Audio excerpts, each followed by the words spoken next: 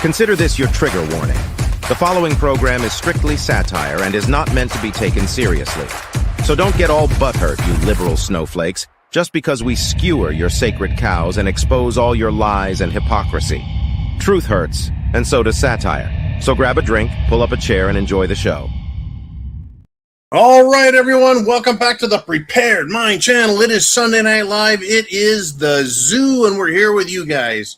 Lots going on this weekend. It is Martin Luther King Jr. Day tomorrow, but that doesn't mean the world is going to stop. That's an American holiday, an American recognition of a guy who actually wanted equal rights, not special rights. Martin Luther King Jr., a man who said they don't want to be judged by the color of their skin, but rather by the content of their character. So, calling on all characters, right? Look out. We're seeing the content of lots of character, and it ain't good. Anyways, folks, we got one heck of a show on my list. Everything I've got over here lined out, incredible topics. But this is Sunday Night Live. We're live on The Prepared Mind on YouTube and The Prepared Mind on YouTube and thepreparedmind.club and subscribestar.com, The Prepared Mind. We're on Uman's X channel, and we're probably going to get sent over to BitChute and Rumble as well. Lots of ways to keep an eye on what's going on in the world. And what's most important is that you are prepared with food, water, shelter, clothing, medicine. Means of self-defense, very important. Because when things get bad, you call the police and you're like, we need some help. They're going to tell you, quote, you are on your own. Sorry. End quote, click. Because that's what happened during the 2020 protests. You know, the mostly peaceful protests, the Summer of Love for St. George Floyd. Well, they're trying to push it. They're trying to push it. And they're trying to push it. Now, Sunday Night Live, I can put you on the screen no matter where you're at. Put you on the screen. There's a super chat button up here. And then in the video description down below are links for PayPal, Venmo, and CashApp. All three of those ways are how you can get your questions on the screen or the super chat button right there. Because I want to know what's on your mind. You know, it's not just the host. It's not just what's the headlines. It's you guys, the audience, steering the show, guiding the topics. And it really makes the show an exciting piece to do. Today, I am coming to you from the peace and solitude of my bunker library. I got to tell you, it's nice here. Very quiet, very peaceful. Kind of bunkerish, but, you know, peaceful nonetheless. And Uman says we got some great topics. We start off tonight. Important note for always on the show. A $50 or more super chat gets me an 18-year scotch. That's a Glenfiddich 18-year single malt scotch. But $100 super chat gets me a Mastery's bourbon whiskey, and they are in Florida, this distillery. So it is it's 100 proof, very strong bourbon. I haven't had any. I just peeled the label off. You can kind of see, ready to roll. Look at that. Oh, there it is. Woo! Got to keep the fighting spirits in this bottle for now. But we're going to start the show with a super chat from Darcy T, who is here every week, just like Chin Music, and Dan the Man, and, well, so many people. Now I started saying, naming names. I'm not going to name any more names. Let's do this. Let's get going. I think I owe Darcy T a shot anyways. I think she did $100 super. Anyways, I'm going to start with the bourbon whiskey out the gate just to give it a shot. Oh, and the 250th anniversary Marine Corps shot glass from pewter.com. The company is called Heritage Pewter, but their website is pewter, pewter.com. They made this. They made my flask. They make keychains. They make a lot of beautiful stuff. So let's get the show on the road, shall we? 100 proof bourbon whiskey, single malt scotch. It's going to be a good night. And I know it's going to be good because the topics that are out there waiting are incredible. Here's to you guys. Chance favors the prepared mind. Here's to you, Darcy T and all. Woo.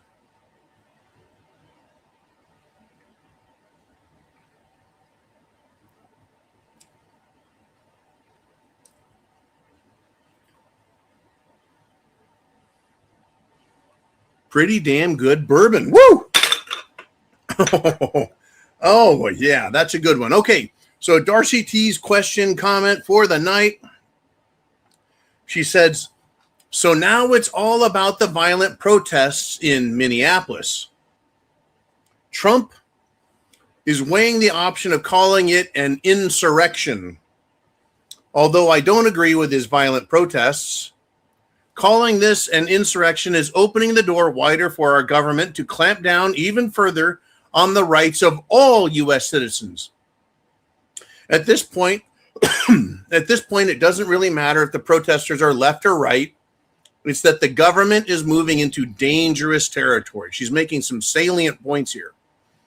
She writes, we're quickly headed for a state that can round U.S. citizens up for the slightest infraction by calling it an insurrection, or passing sweeping legislation that will make it a crime to voice an opinion online that goes against their agenda. This is very bad for everyone.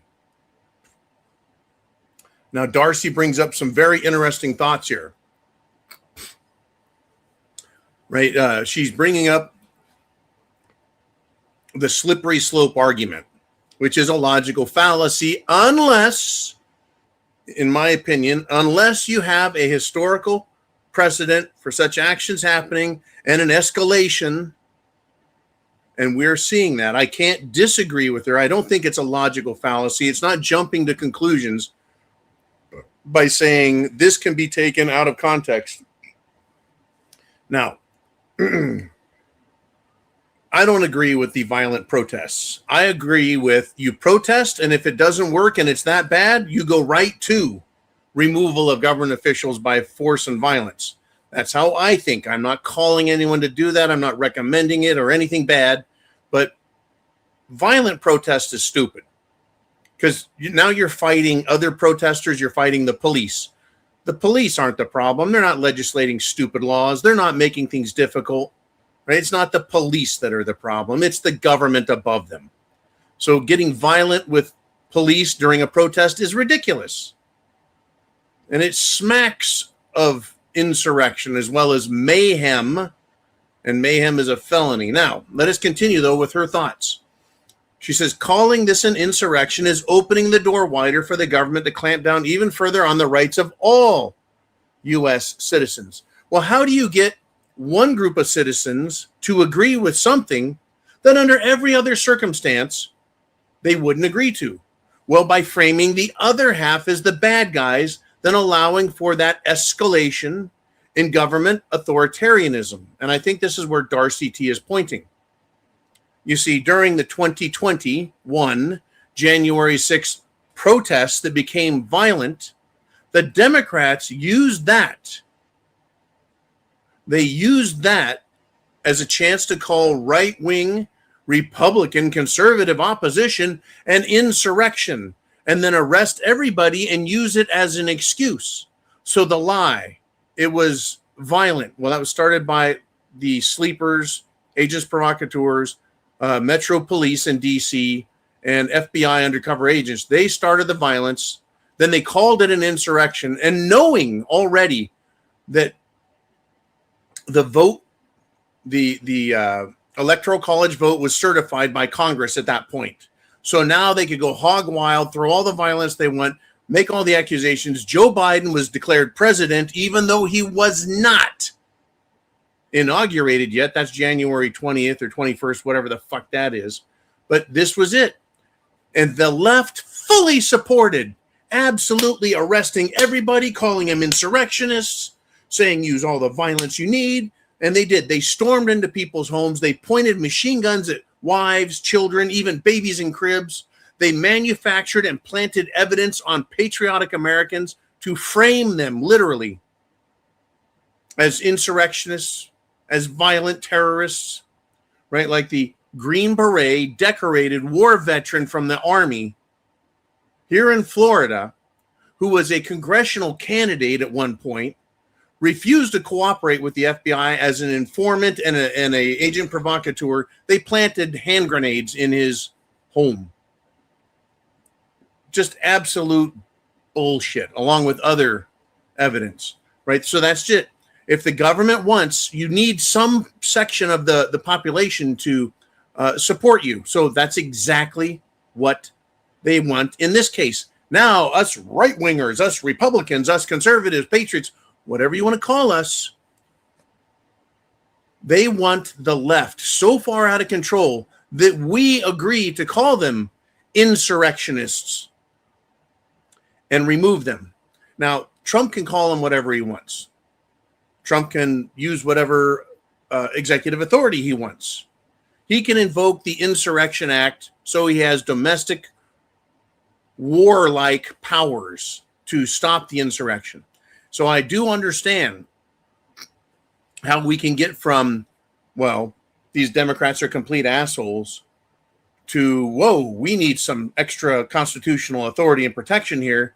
But then, oh, now every president can call it an insurrection. See, that's what Biden didn't do. Biden didn't invoke the Insurrection Act. They just called the protesters from January 6th insurrectionists, but they didn't use the Insurrection Act. If Trump does, that can lead us down a very dark and dangerous place. I get it. So Darcy says, yeah, we're quickly headed for a state that can round up U.S. citizens for the slightest infraction by calling it an insurrection. So yes, there's a big difference between the media calling it that and politicians like fucking Nancy brainless fucking 90-proof Pelosi.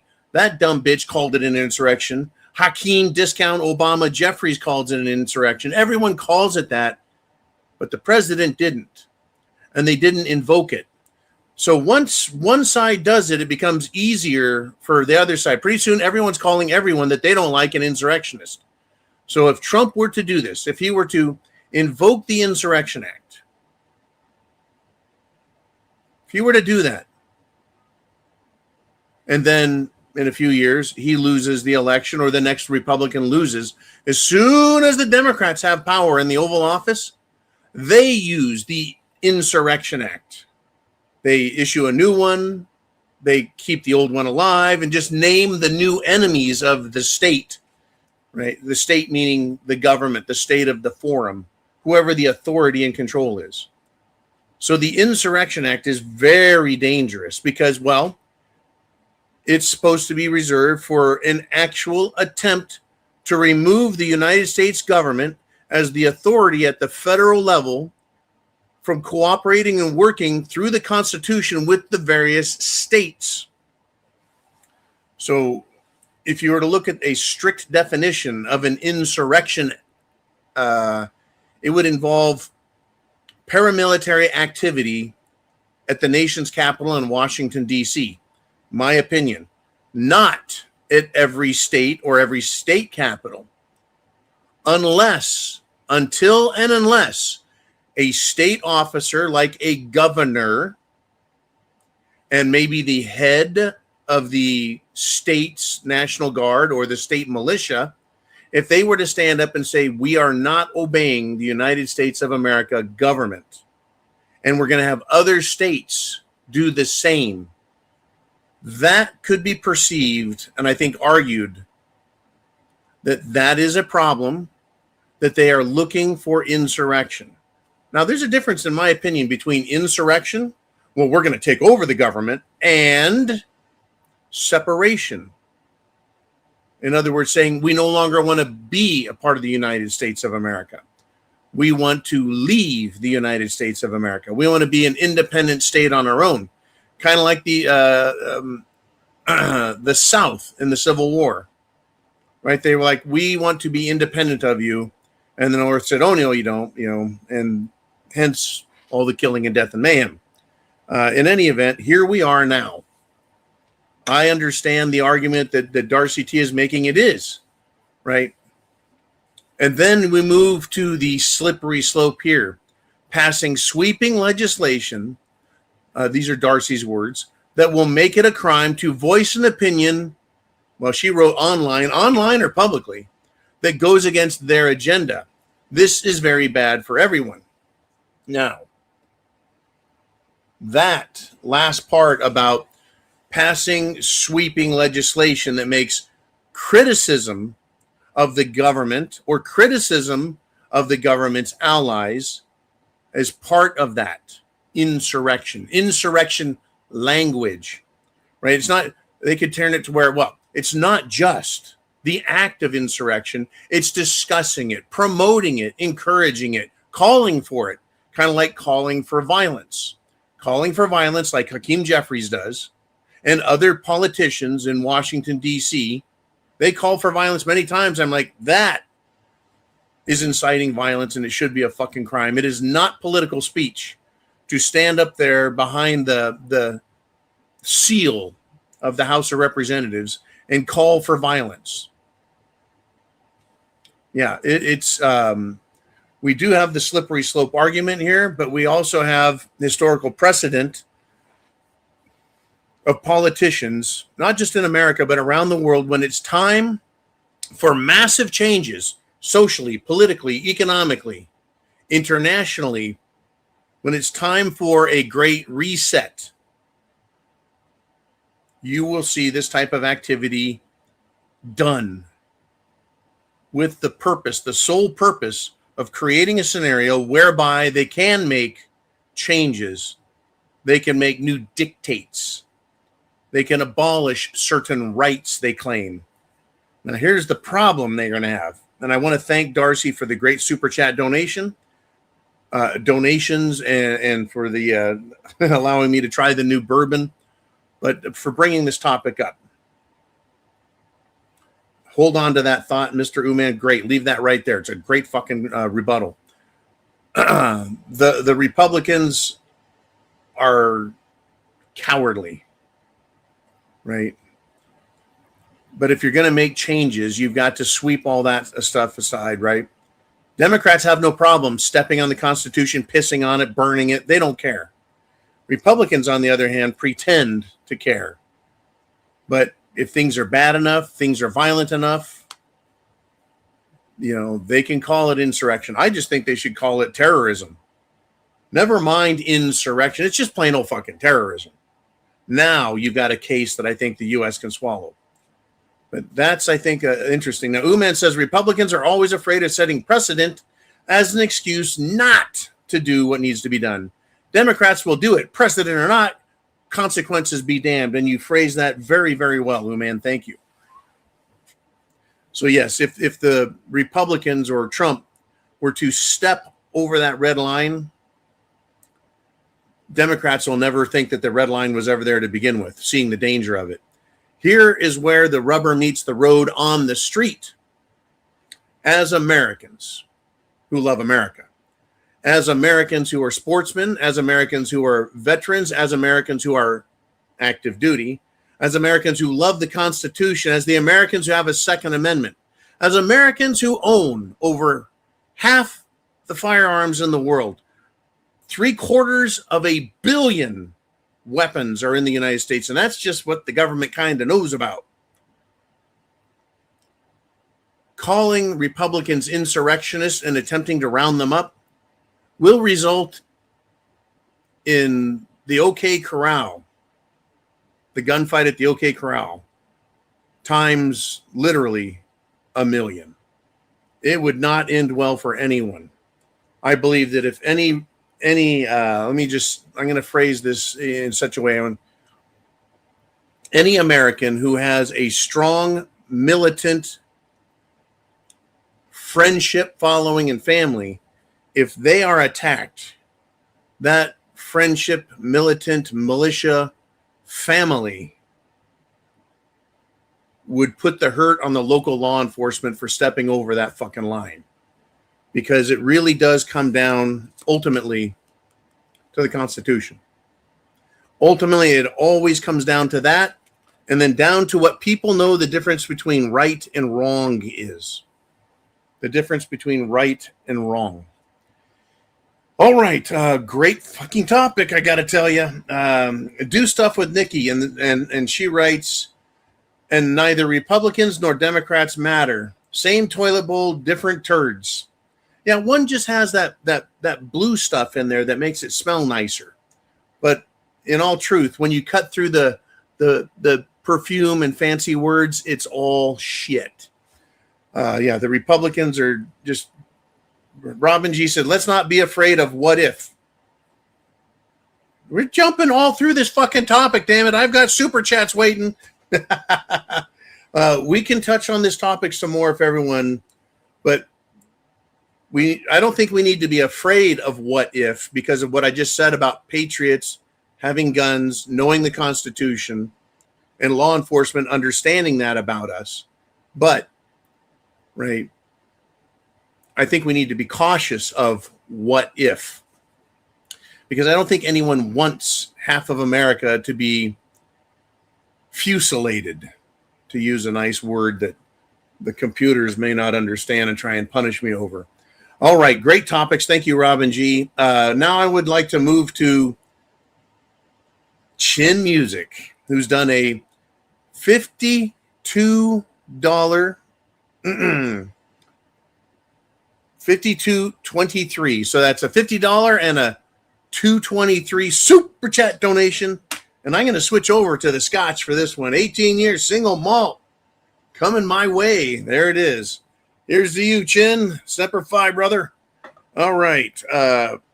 There's so many damn good Americans out there. I don't know why the government thinks they can just shit all over us, except we don't do anything because we're supposed to trust them. Anyways, here's to you, Chin.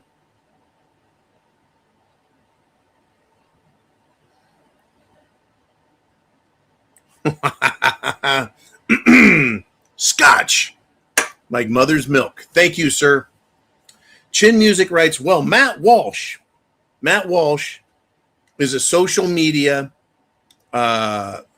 conservative who works with Ben Shapiro, who is Israeli first, Israeli. I love Jews, Israeli. That's Ben Shapiro.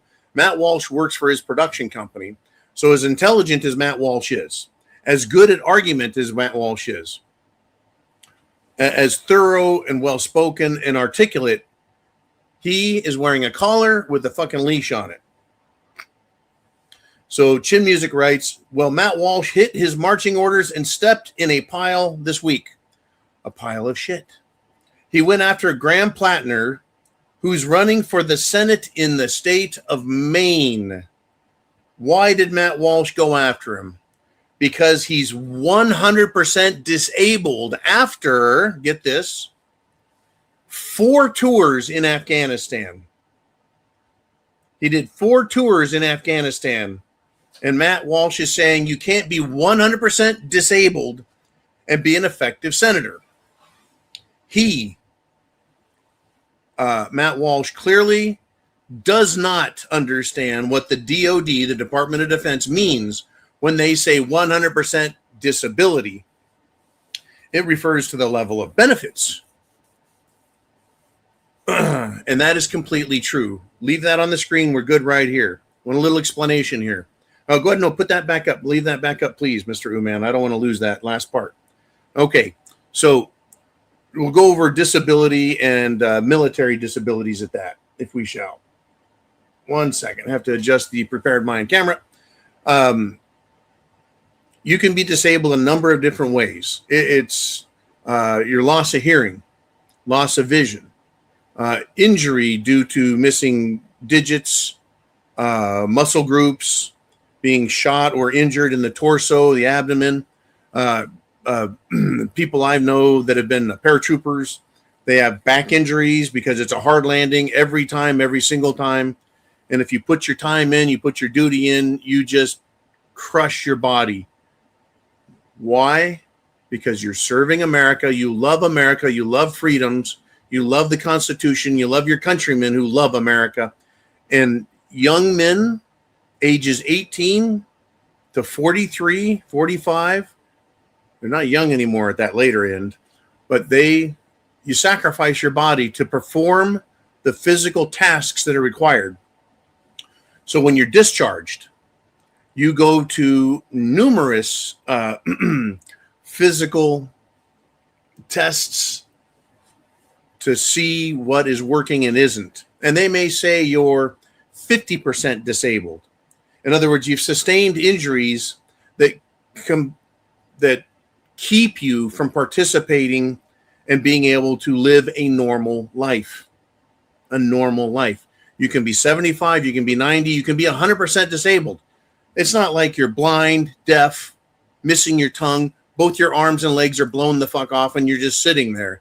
That's not 100% disabled, right? You can be 100% disabled with a number of smaller injuries or a couple serious ones, and that's it.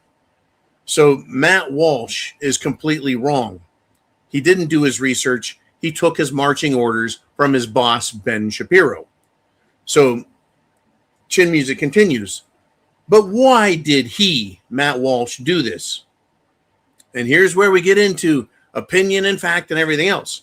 Because he, Matt Walsh, is Ben Shapiro's little cuck bitch. Do we have evidence of that? Yeah, Matt Walsh, who is very smart, very well-spoken, articulate, intelligent, didn't do his research to think about 100% disability and to make a blanket fucking statement that says he won't be able to serve as a senator, especially after knowing that in the great state of Pennsylvania, they've got John Festerman, Uncle Fester, who legitimately has brain damage. And the people, the Democrats that is, said, oh no, we need someone representing brain damaged people in the Senate. Yeah, they really said that, folks. They really said that stupid shit. Wow, right? Wow, just fucking wow.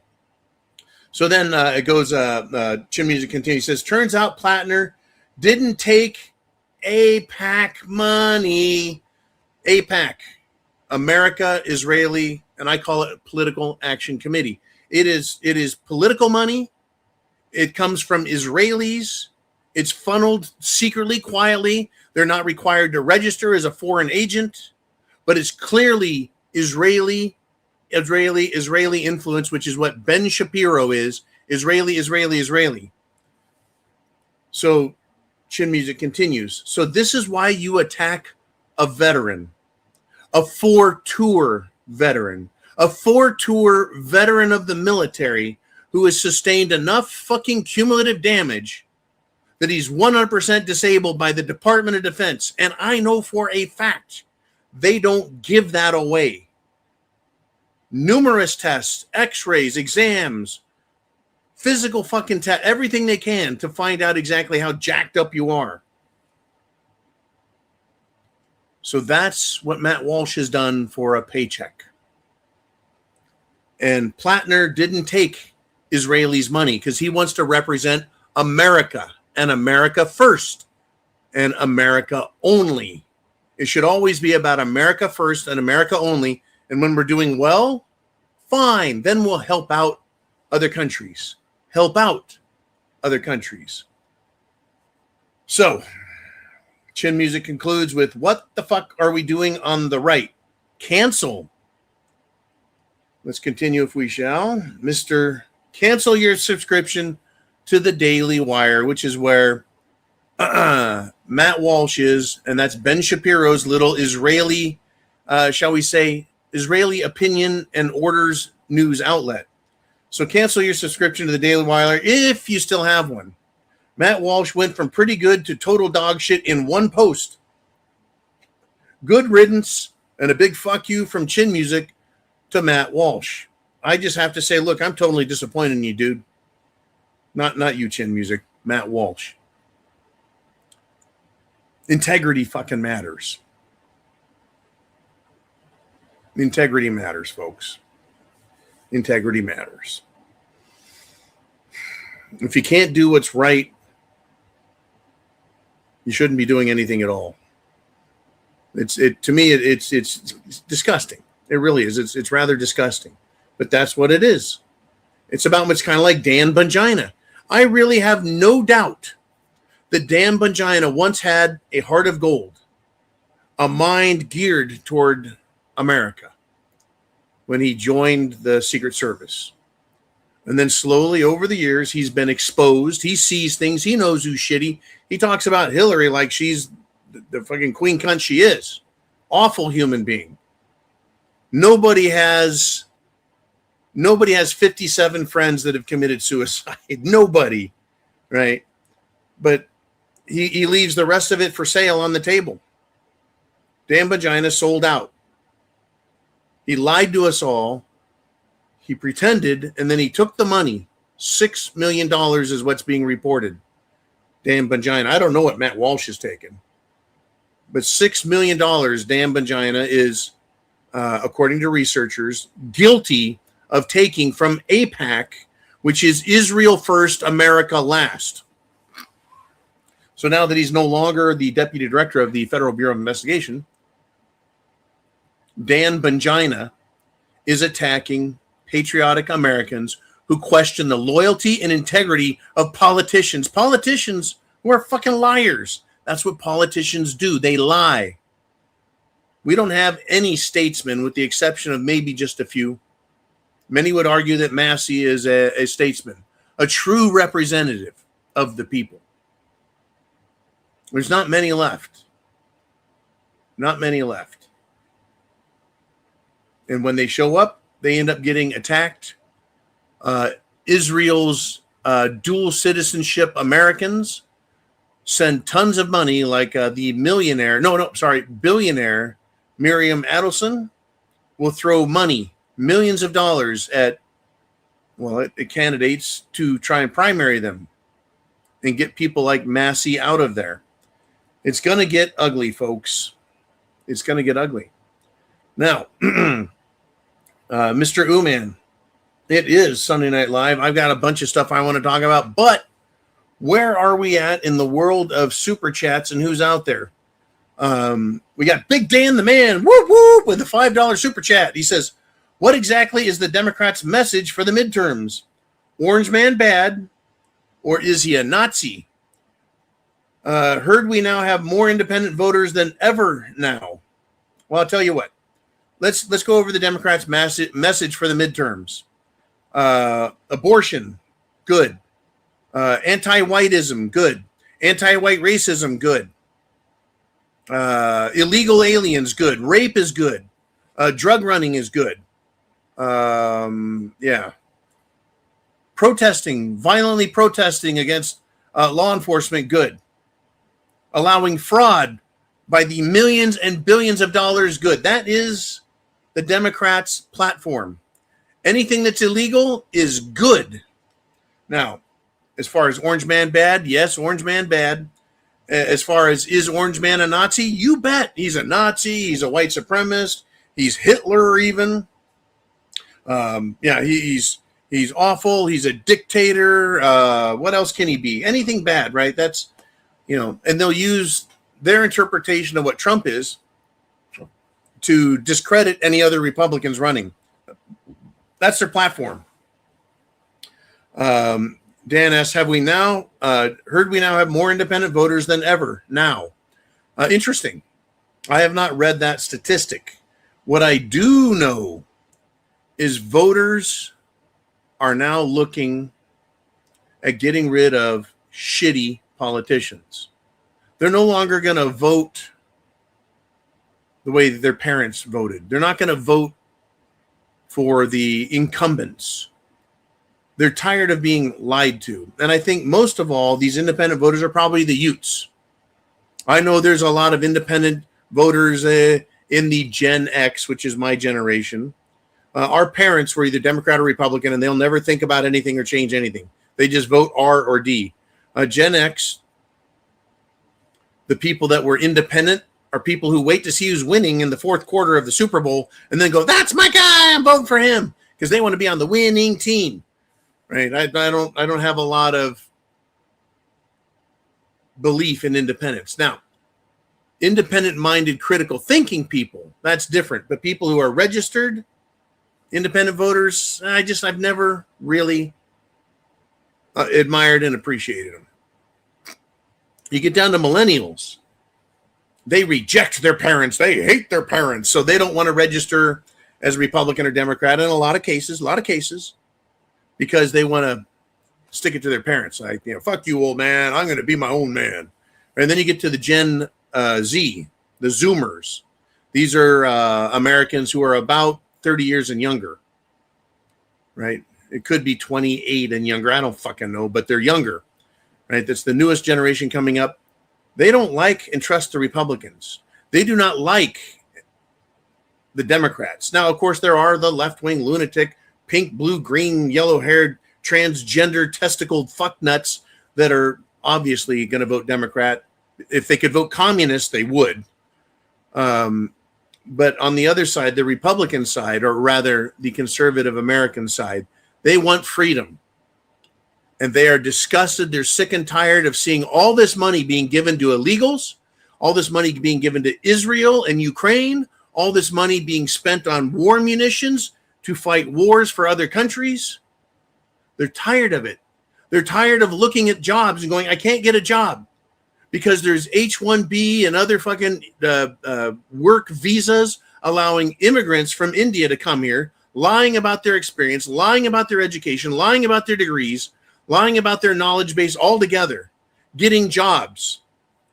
And Americans who went to school, studied, went to college, studied, got their degrees, they cannot get a job because of these foreigners who come in, get into positions of authority, promote themselves and one another, then hire nothing but their own people who come here, don't have the skills, according to many experts, don't have the skills, don't have the prerequisites, and are not easily trained, but they don't want to train an American, and they don't want to pay an American full price. There's a scam, folks. It's not full. There is a scam out there. And these young people, these independent voters that are Utes, age 20 to 40, they're seeing a world that they can't afford to buy a house. They can barely afford to buy an automobile.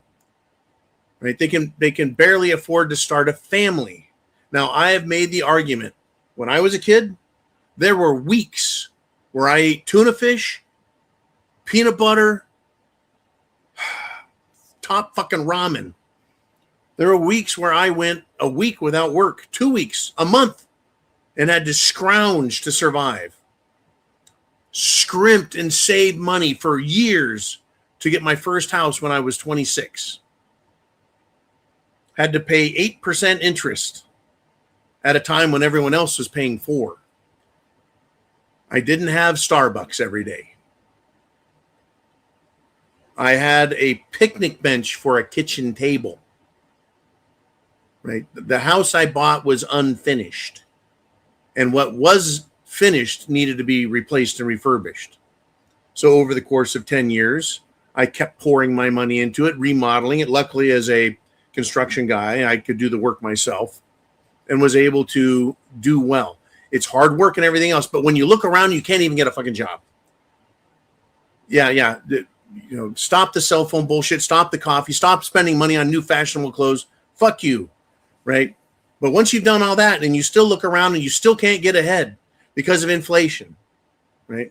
Because of the cost of goods, because of the cost of insurance, because you're forced to buy insurance, Obamacare, that does you no fucking good. It just takes money from you, and then when something really bad happens, sorry, fuck you, you don't get any help.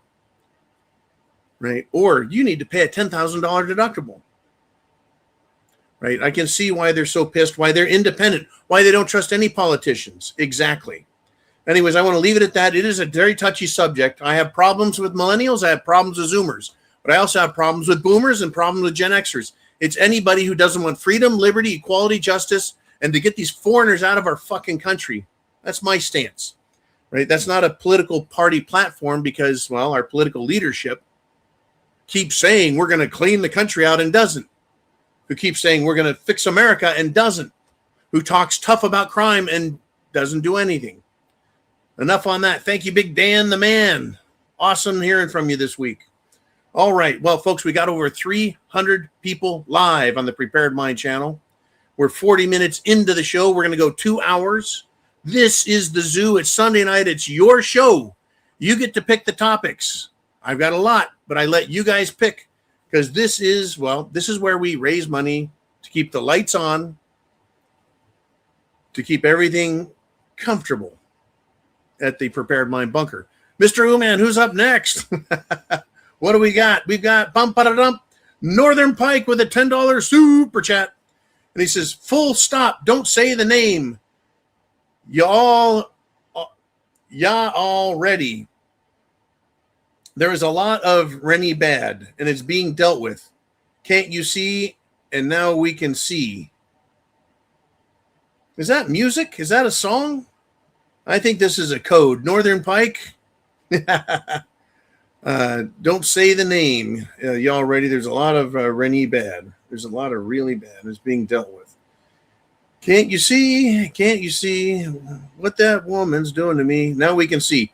I don't know. Northern Pike 1, I appreciate the super chat, the donation, the help keeping the lights on, paying for our subscriptions, not for Matt Walsh, paying for our other subscriptions, news services, technical services, servers, etc. We've got our own website. It has costs. Thank you. It always helps. I apologize, man, but yes, definitely a Semper Fi to you. Mr. Ooman, who's up next? Thank you for that, Northern Pike. Now we've got Davey D checking in. Whoop, whoop, whoop. Now, Davey D a lot of times does $35.70 because he loves the 357 Magnum. But today he's done a $53.57 super chat donation. And folks, I love the 357. Within arm's reach, I've got 2 of them. Got a California Highway Patrol model that was my grandfather's. I've got my own 686 with a hair trigger and a 6-inch barrel with the silhouette sights. Fuck you up. Not to mention another one, top secret, 357. It's actually a Kimber. In any event, this deserves a scotch.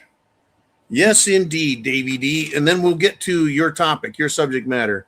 It's going into, yes, the Marine Corps shot glass, 250th anniversary.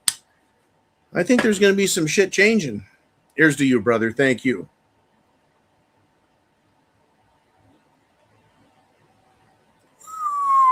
There it is. He says, keep the peace harder every day. I see anger everywhere. Aware it can come at me. Yes.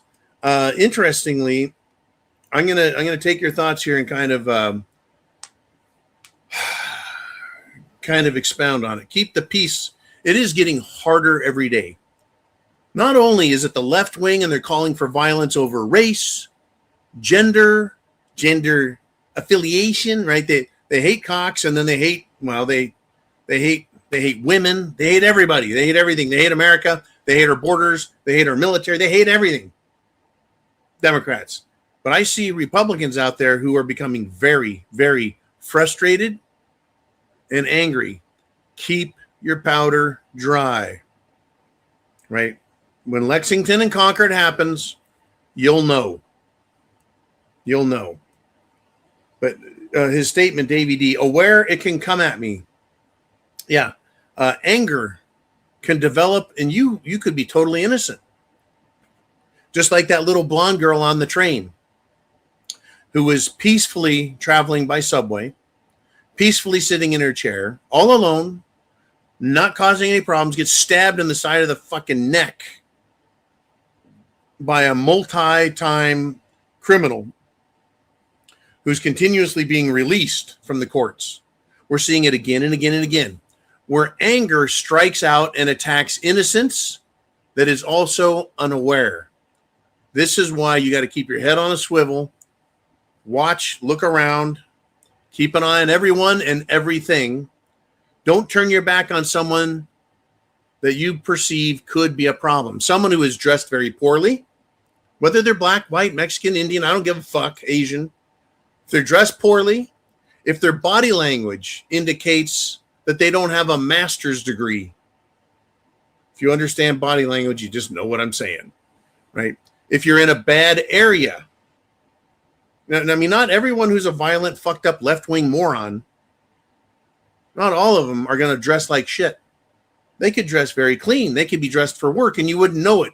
But within them wells up this fucking hatred and anger. And they can lash out and become violent. And guess what? Judges see the violence, recognize it, multi-criminal, allow them back out again. They don't care. And then they stab little girls and they rape little girls and they murder little girls and they attack boys, men, old ladies, old men, everyone. Recall this bit of Democrat crap, Davey. Remember the Democrat Jay Jones? Well, he won. He's been sworn in as the Attorney General for the state or Commonwealth of Virginia. Right? Remember that his texts were leaked where he fantasized about the children of his conservative opponents being murdered and dying in their parents' arms. It went public. The guy refused to have any dignity, any decency. And he refused to step down. And he ended up winning. Why? Because all the Democrats continued to support him.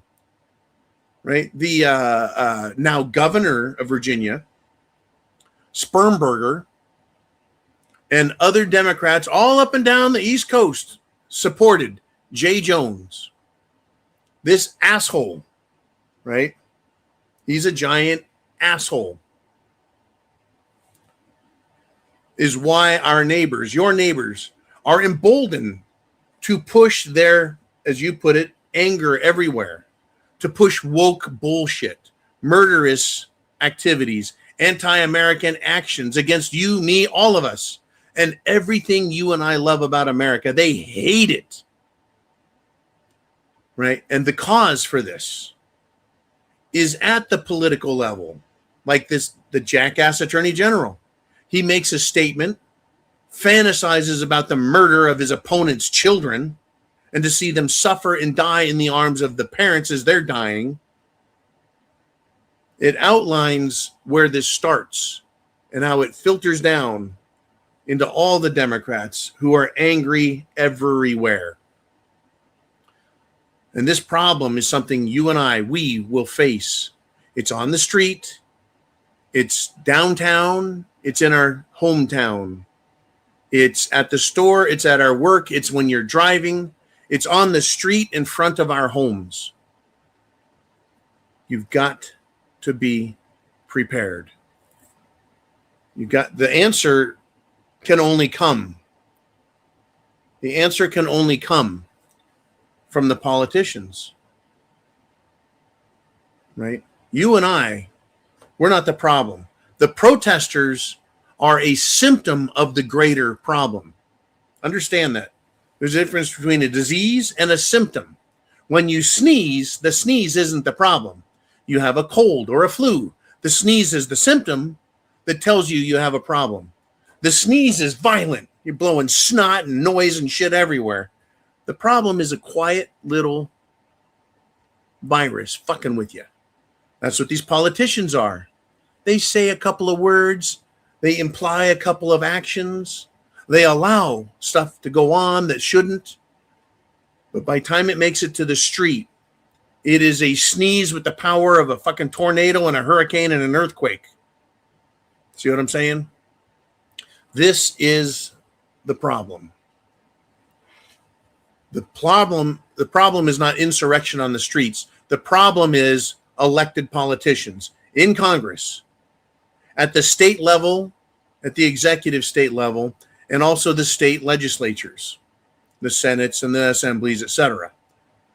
They're encouraging violence. They're allowing violence. Judges, prosecutors in the district attorney's office, allowing these criminals not to be prosecuted, to kill people based on race, skin color. Judge not by the color of one's skin, but by the content of the character. No, they're judging by people's skin. They're attacking white people. Oh, there's more on that too. Understand it. I'm going to take this a little further even. Uman sent you a quick little query. It's not queer, it's query. Anyways, understand, folks, the 26 and 27 Democrat policy and domestic war.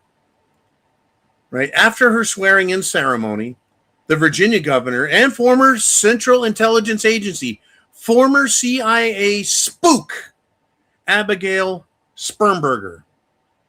Guess what she did?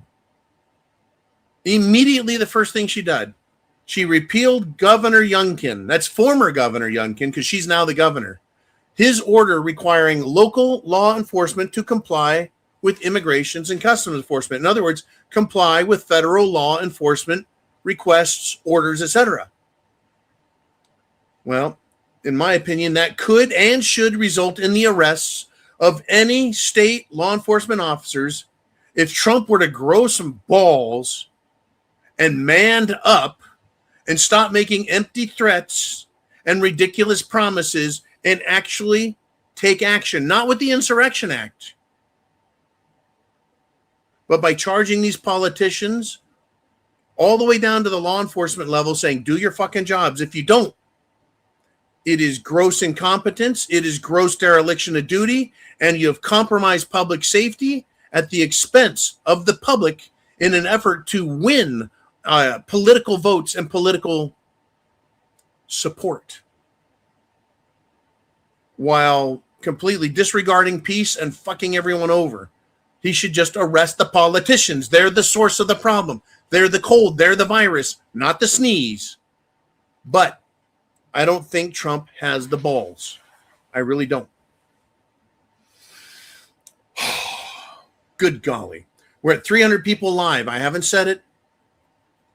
Share the internet address. It's right up at the top of the screen. Share it, please. You cannot participate in the comment sections on the YouTube channels unless you're a subscriber. Everyone, no matter where you're at, find a thumbs up or a heart button. Support the channel that way. If you're not doing super chats, if you're not a premium guerrilla warrior through the preparedmind.club or subscribestar.com, that's how you can support us. Thumbs up. It doesn't cost anything. Sharing the internet address with friends, family, loved ones, co-workers. Doesn't cost you anything, but it helps the cause. It helps wake people up. I'll give them the justification. I'll give the passionate speeches about what needs to fucking happen. I'll talk about the dirty, low-down truths and facts that very few will. Right? That's what I'm here for. I want people to wake up, get prepared, and see and understand the enemy. I can't call for insurrection. I won't do that. Anyways, it is up to you guys, and it always has been. If you're on YouTube and you want to do super chat, there's 2 YouTube channels. One has close to 80,000 subscribers because YouTube, killed that channel altogether. Award? Yeah. Thanks, YouTube. Fuck off. And then there's the channel that only has, I think, 5,400 subscribers. That Prepared Mind channel is monetized, so you can do super chat button. The one with 80,000 subscribers, how does a channel with 80,000 fucking subscribers not get monetized? Because YouTube took it away and they refused to give it back. Because they're intellectual cowards, vagrants, and dumbasses.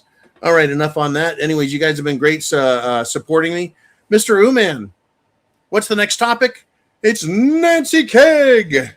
How you doing there, little sister? She says, hey, this from the still sane people, still from the northern Minnesota and southern Illinois. Semper Fi, Mr. John. Oh, there's a ton of sane people in Minnesota and southern Illinois, except over there by, St. Louis. Very conservative. Very conservative. Outside of St. Paul, Minneapolis, Minnesota's full of conservatives. Same with Wisconsin.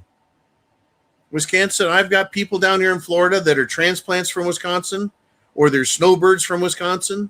Great people, Republican. I mean, we're talking hardcore conservative, hardcore.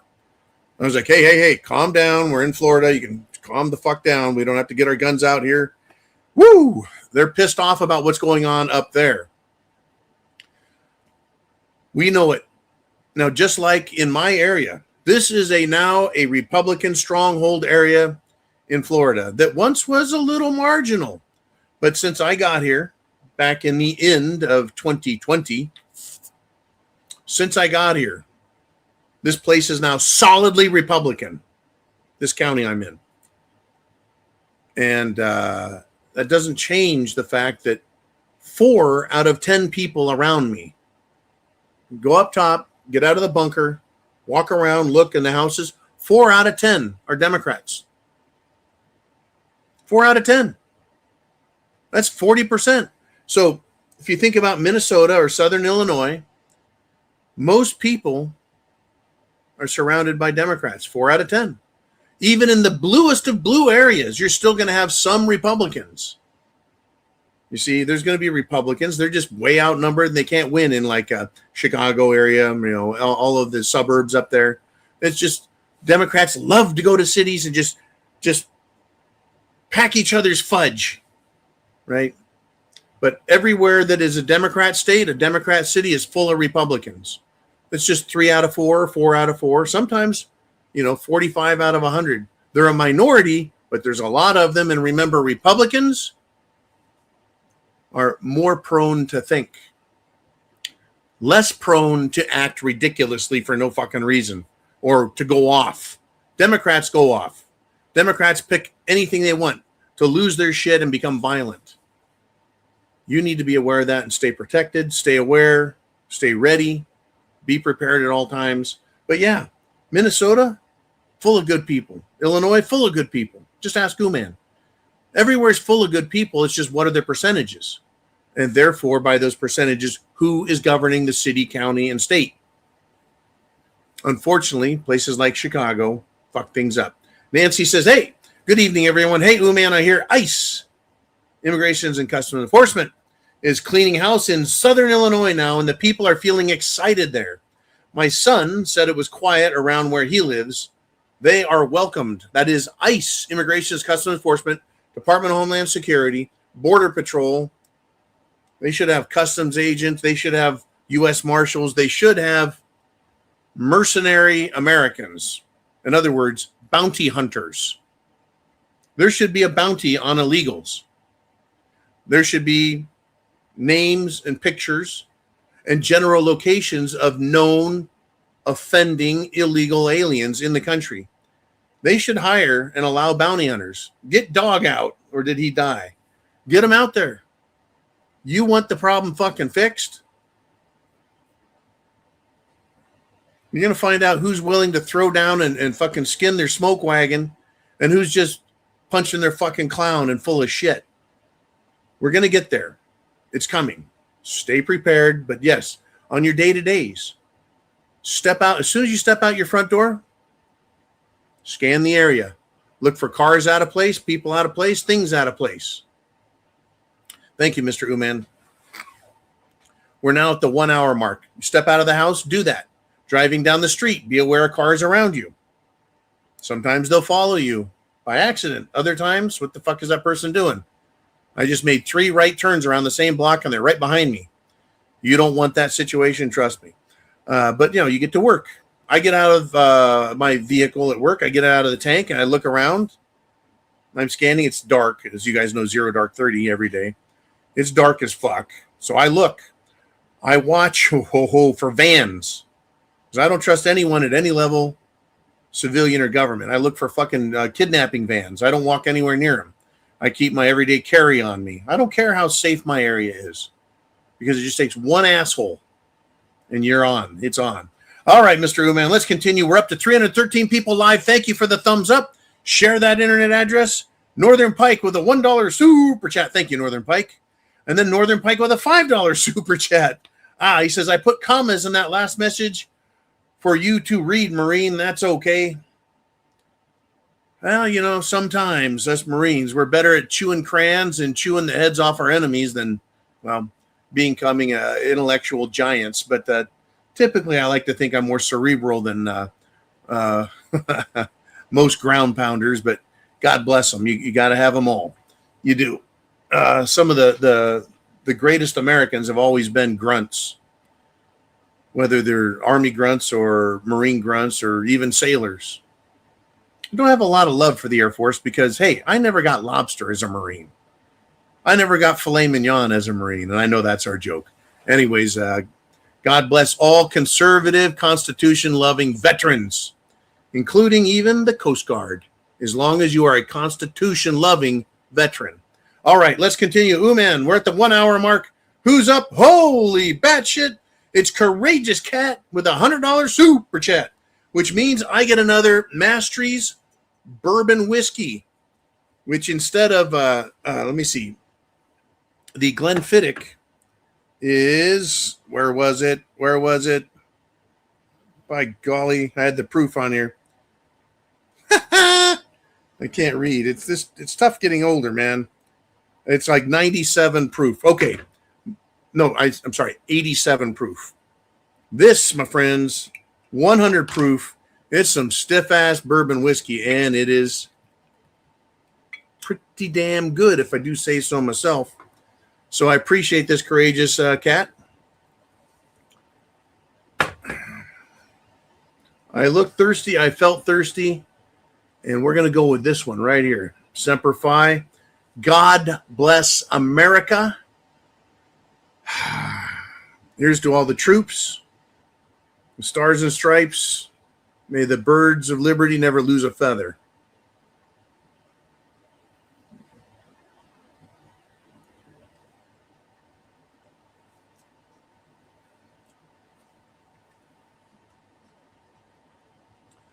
That has got such a good finish for a bourbon. Woo!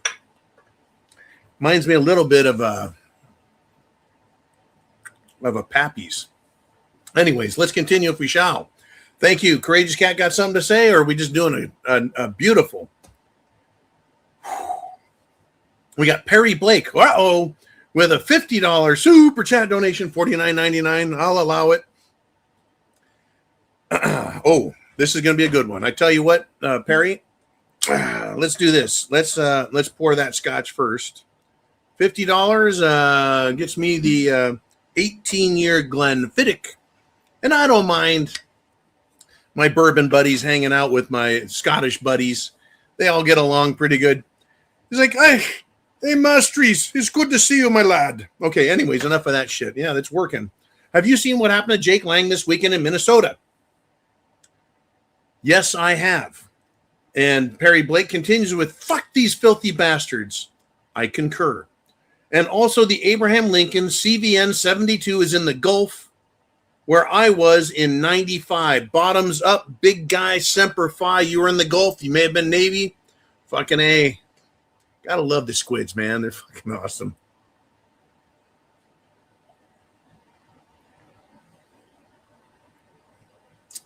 Just a mouth of joy. Woo!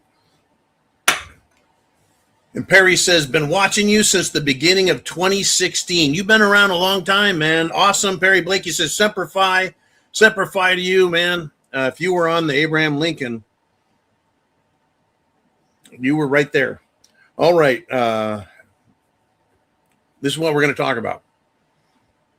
Jake Lang. Jake Lang is a bit of a mystery wrapped around an enigma inside a burrito shell. Jake Lang is running around with bacon, other pork products, and a Christian Bible, and he is confronting Muslims up in Minnesota and elsewhere and calling for them to be evicted out of the country, deported, sent out, because they're fraudsters, they're liars, they're violent, they're rapists. They're all kinds of things that aren't American, nor do they want to be American, nor do they care about America. It's always about them. Foreigners from the Middle East, it's never about America. It's always about their foreign country and their foreign religion. So Jake Lang, Jake Lang has been very vocal. He's also gone to City Hall meetings and told City Hall, even that one where that jackass of a fucking Muslim dickhead is the presiding elected official, and gave him the riot act. Good. The problem with Jake Lang is he also appears to be Israeli. People are very suspicious of that, and we should be. Is he an agent provocateur as an Israeli pretending to be a Christian to start fighting between Christians and Muslims in America which would serve the Israeli agenda, right? If there's war, if there's violence, they get more martial law powers, more strong government powers. We could say, hey, you're not allowed to insult other religions. You're not allowed to blah, blah, blah, blah, blah, violate the First Amendment, try and violate the Second Amendment, right? That's what agent provocateurs do. They create and level the rays of violence to the point where the government has to do something which doesn't benefit us, the people, but benefits the government's desire for more power. Go back to the beginning of the show, see Darcy T's comments, Darcy T's questions, or listen to it rather, and you will get a good understanding of what I'm talking about there. Now, Jake Lang was in Minnesota. Jake Lang was attacked by a mob of people who had him pinned against a building.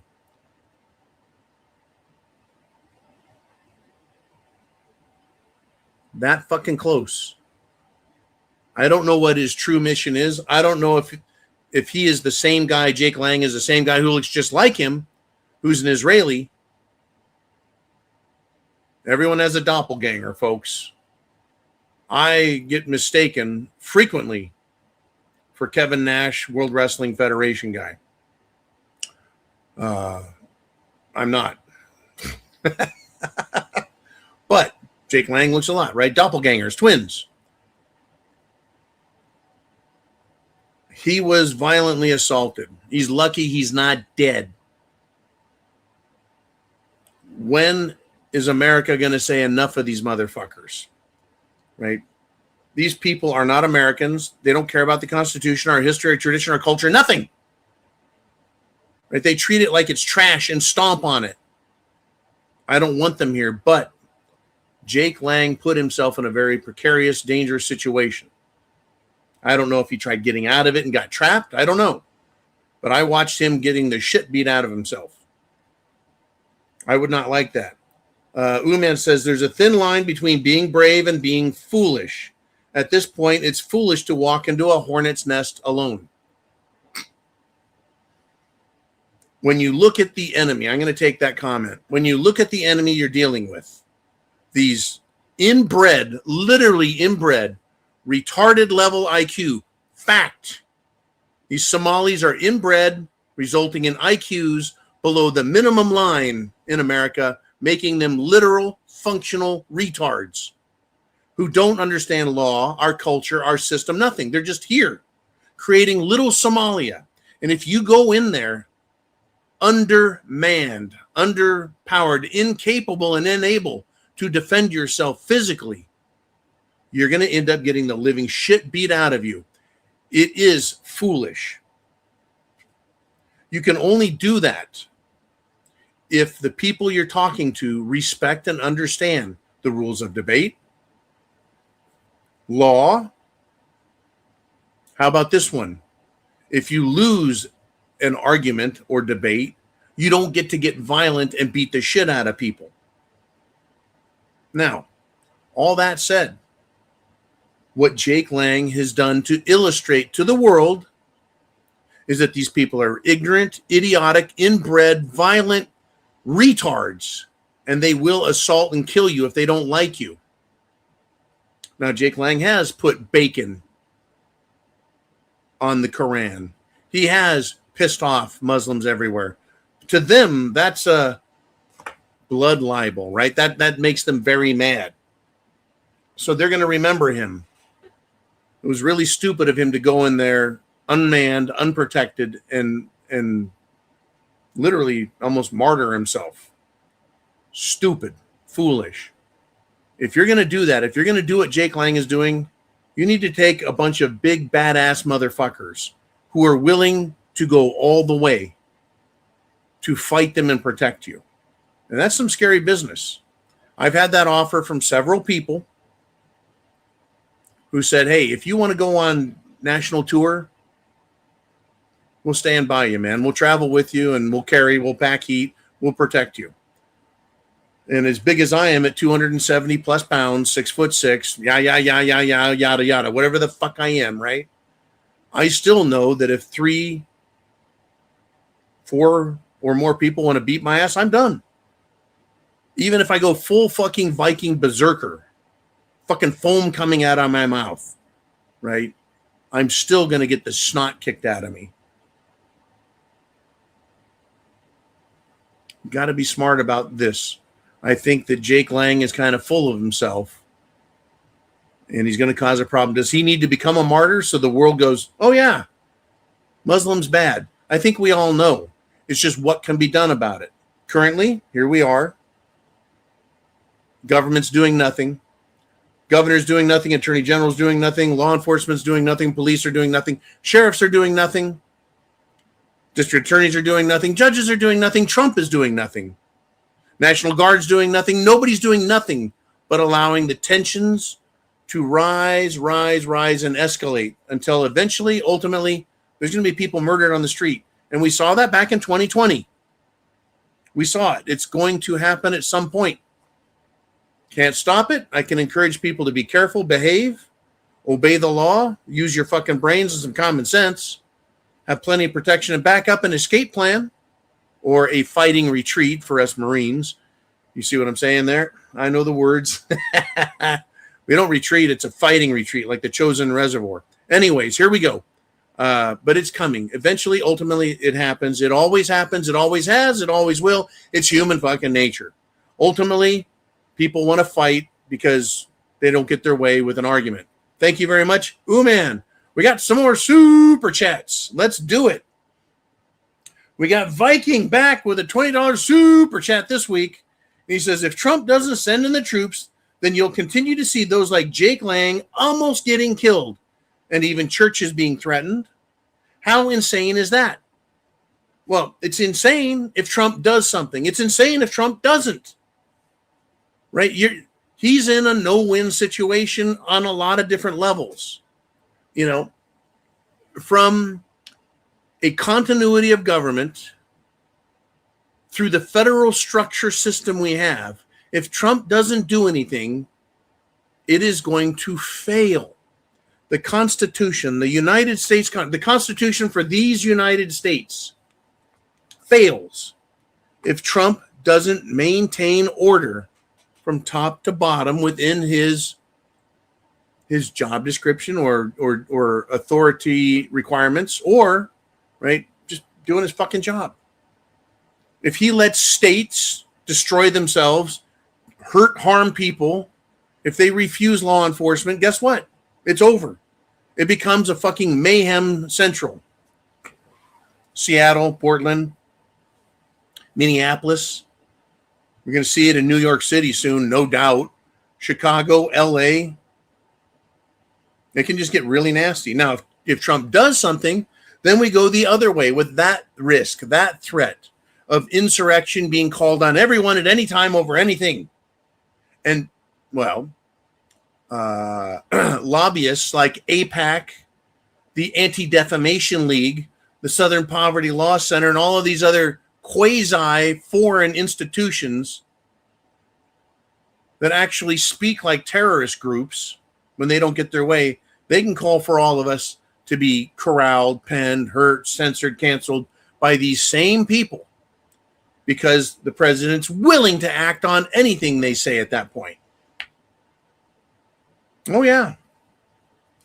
We're in just like Canada.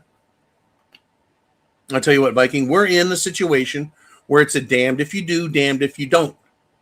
But something has to be done. Something needs to take place. There needs to be movement. And the problem's not the protesters on the street. They're, again, the symptom. The problem is government is not willing to arrest the people causing and allowing it. Pam Bondi, Kash Patel, where is that bug-eyed, cross-eyed freak? Where is that fucking jizz basin bimbo Bondi? Where's she at? She's done jack shit while the country falls apart. Thank you very much. Just like Trump's first fucking term, except it's starting faster, earlier, and I have a feeling it's going to get nasty. As far as churches being burned,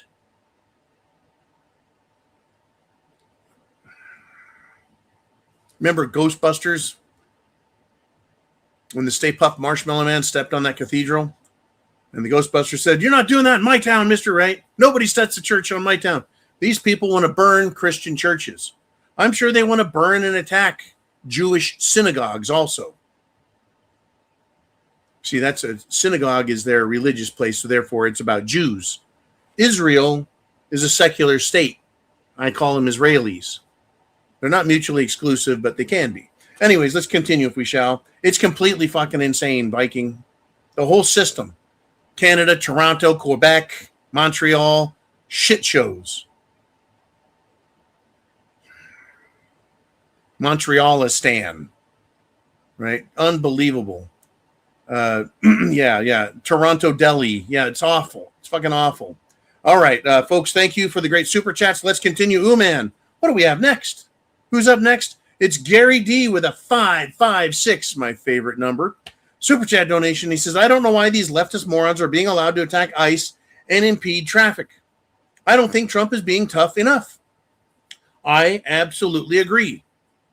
Well, I do know why the leftists are being allowed to attack ICE and impede traffic, because the people in charge, Governor Tim Walz, who's under investigation for fraud, money laundering, and God knows what else, is a lying sack of shit who is now withdrawn. He's not going to run for re-election. Still, he is the governor in charge for the time being. Governor isn't just a word. It isn't just a name. You as governor are it's a required to do the same thing the president does for the country at that level, is to protect the state from damage from its enemies, whether they be whatever. Military. Now, governors can call in the National Guard.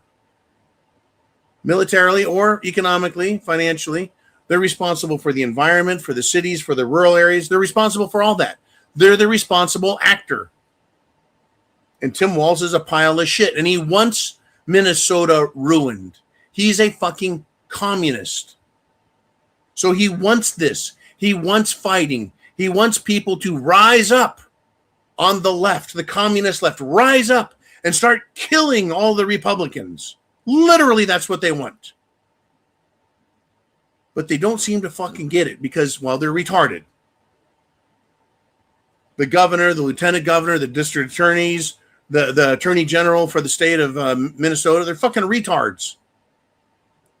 The chiefs of police, the Democrat sheriffs, however many those are, they're fucking retards. And they don't understand that the American people are armed to the fucking teeth.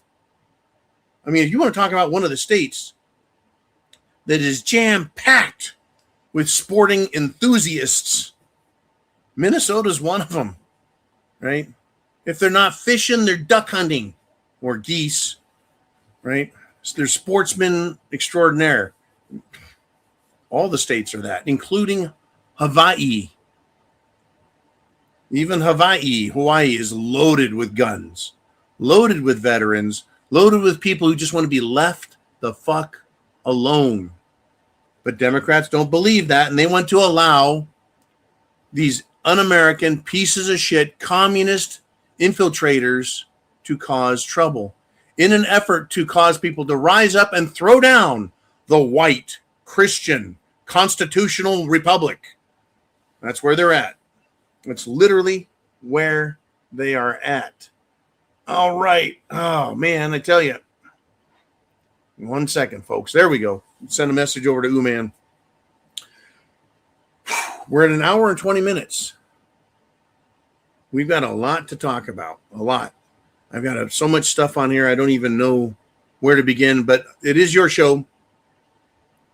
Sunday Night Live. Mr. Ooman, who's up next? Do we have more super chats out there? We have Northern Pike back again. Woo! He's got the Quattro $5 super chat.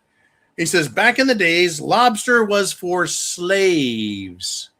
Yeah, they served lobster to inmates at Alcatraz. Does everyone know that? Lobster.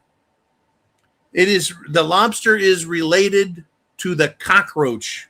So say scientists. Don't know if I trust the science anymore, but they look kind of like a bug that lives underwater. The Pacific Islanders I knew, they're like, you white people like lobsters? We don't eat that shit. I'm like, well, have you tasted lobster? A lot of people like it. To me, it's just a very big shrimp. Anyways, it was for slaves.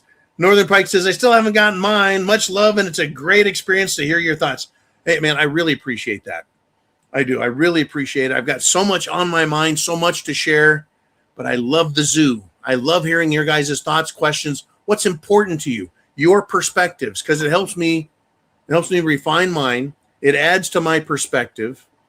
It adds to letting me know what's important. Sometimes I get really focused on a topic, and everyone else is over here, and I'm like, how'd you guys get over there? And so you bring me back, and that's cool. It is your show. It's Sunday Night Live. This is the zoo, Mr. Ooman. And everyone, share the internet address up above. Share it. And we got Blue Cord Devil.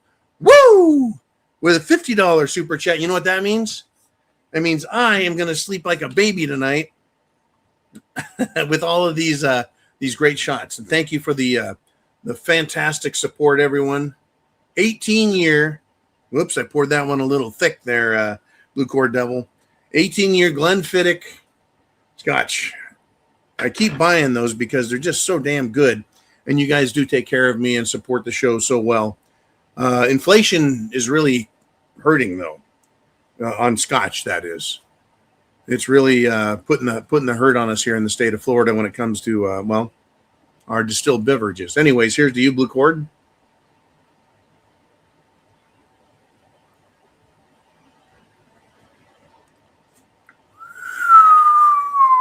Woo! That'll make you pull the air between your teeth. And Blue Cord says, watching what happened yesterday to Jake, that's Jake Lang, gave me flashbacks to Haiti in 95. Those crowds and the fear in his eyes. Didn't sleep much last night thinking of it. We are about to kick off, sad to say. By kickoff, Blue Cord means the violence. It could go one of several different ways. Number one, both sides say that was close. This is getting fucked up. If we go any further and people die, there's going to be a hell to pay. That's one way. The other way is the Christians all back off. The Americans back off. And the Muslims stay radical, full of hate, angry, ready to kill everyone. But the Christians back off and disappear. Next is Christians come out full force, American Christians, and say, Muslims, you motherfuckers are done. And the Muslims back off and go away. The fourth way is both sides saying, you know what, disarm, back up, let's quiet this shit down. Now, I hate to say this. Well, I don't hate to say it, but it needs to be said. The anti-American, Muslim, Somali, fraudster, lying pieces of shit, sucking down welfare and destroying the state are low IQ, inbred, incestuous pieces of shit. Consequently, I don't believe they're intelligent enough to know to back down. Christians are Americans, and the Americans know where this, or they should know where this leads. And Jake's eyes, the fear says, oh, this was a fucking mistake. If he's going to go back in there and continue his protesting and his agitating and fucking with his people, he better take the appropriate protection and the appropriate people to make sure he can get out of there alive. But he is antagonizing them. They deserve to be antagonized. They deserve to be called every dirty name in the fucking book because they are false, bullshit, lying, asylum seekers. They're fucking liars. They're fraudsters. They're cheats. They're scum. They're inbred. They're incestuous. They're just fucking, they're worthless to America. They don't have jobs. They don't contribute to society. They don't contribute to the productivity of the country economically, financially. All they do is steal fucking money and send it back to their worthless country. And don't go, oh, no, I met one good one. I don't give a fuck. I don't give a fuck if it's 5% or 10% or even 25% of them are actually good.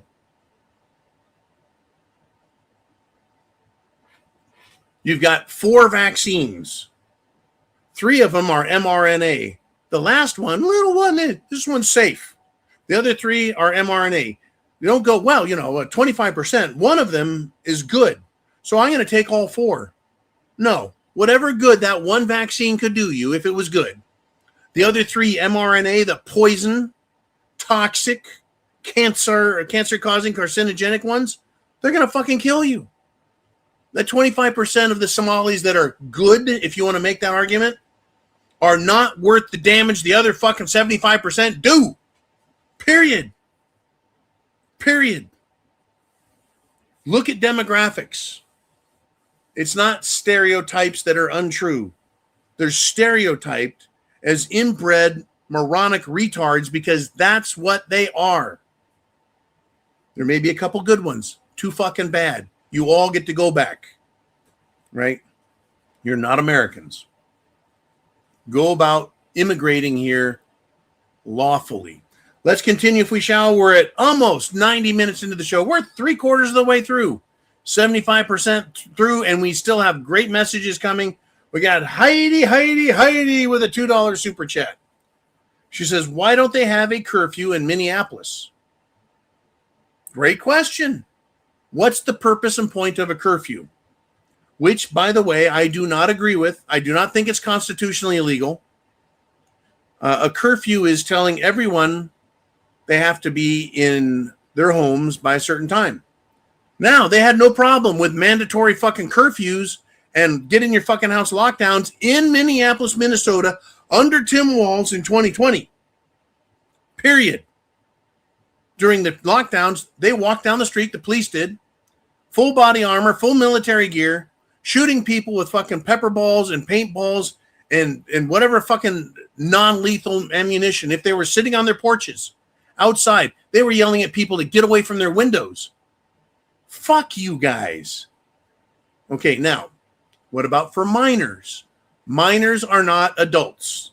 They do not enjoy full constitutional rights that adults do. So when I grew up in certain areas of California, there were curfews for minors. You had to be home by 11, by 12, by 1 a.m., whatever the fuck it was. That is constitutionally allowed because you're not an adult. You're a minor. You're underage. Curfew in Minneapolis? Now, can the government do general curfews for everybody regardless of age? Yeah, if they want to invoke an emergency war power. I mean, that's how serious a curfew is. Now, they could come out and say, there's a curfew and you've got to be in your house by 9 o'clock. Okay, do that. You catch someone who's out at 10, you write them a ticket, you go to court and go, you're out of your fucking mind. This is a violation of my fucking rights. Right? And you can fight that in court, whatever. But if it's truly a wartime emergency and people are being shot, stabbed, right? You've got riots going on. Now you can say a curfew can be called in a true emergency and the government needs to enforce it by whatever means necessary, tackling and arresting, right? Beating the shit out of people, whatever martial law, right? See, curfew is supposed to be reserved for martial law, wartime, etc. There's still no provision in the Constitution saying, we can tell you to go to your house and you have to do it. No, they don't have that authority, but it's assumed power.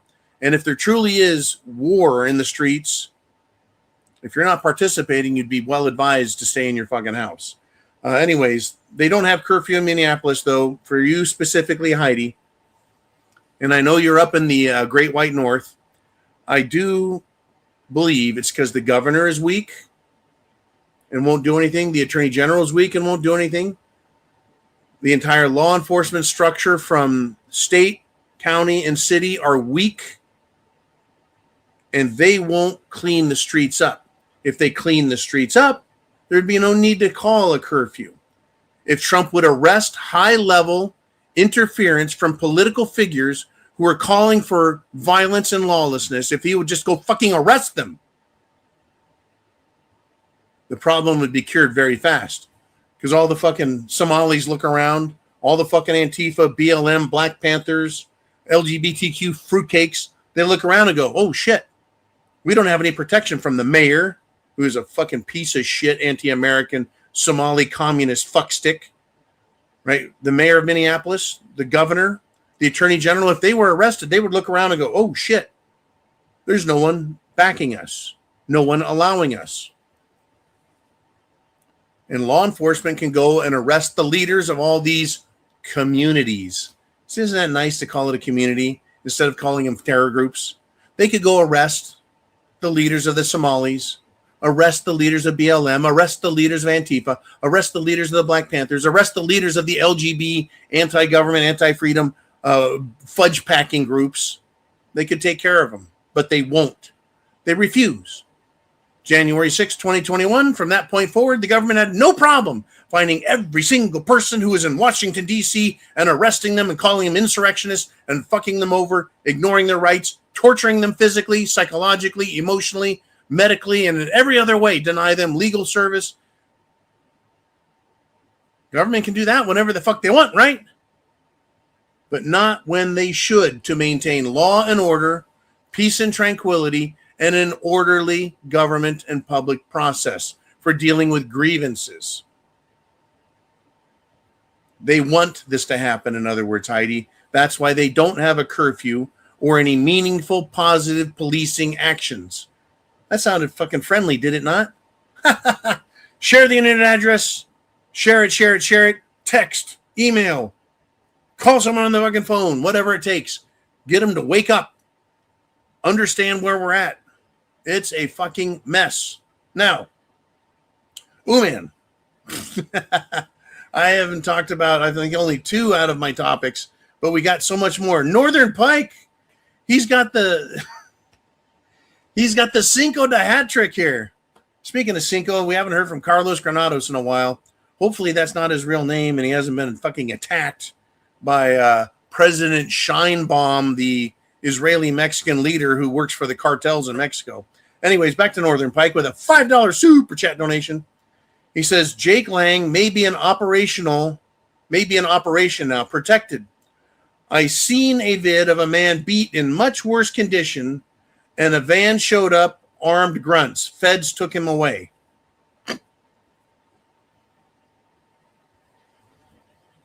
Jake Lang could be an agent provocateur. He could be an agent provocateur for the federal government, for the CIA, for the FBI, for the NSA. He could be an undercover operative, an agent provocateur for Mossad. Mossad operates in this country, folks. They operate electronically through the internet. They operate through a series of thousands of bots, internet bots, chat bots that just fucking start shit all the time, talk shit. And they try and encourage and make people who are pro-Israeli look good by hitting the heart button, liking everything, trying to make it look like there's a lot of support for Israel when there's not.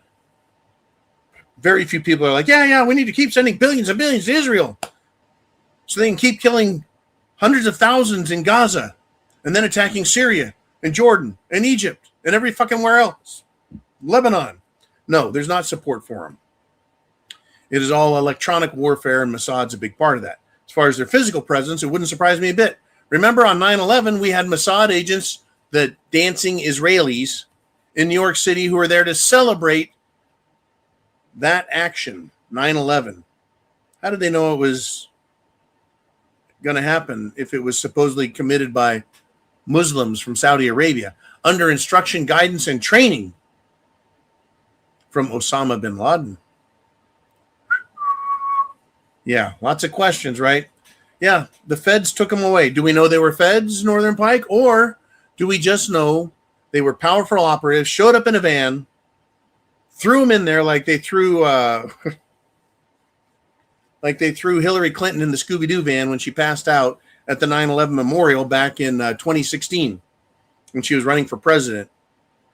Yeah, we don't know who exactly. We just know they're fucking spooks.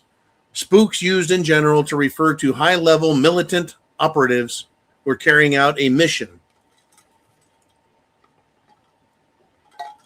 What I find disgusting and reprehensible is Americans who have taken an oath to defend and uphold the Constitution of the United States and defend it from all enemies, foreign and domestic, that they are willing as CIA, FBI, NSA, or some other fucking spook bullshit mercenary position that they're willing to sell this country out for a little bit of money and to feel like they're powerful and part of the winning team because they have the authority to do all kinds of awful shit, from derailing trains to blowing up and causing explosions in fucking refineries and substations and setting forest fires.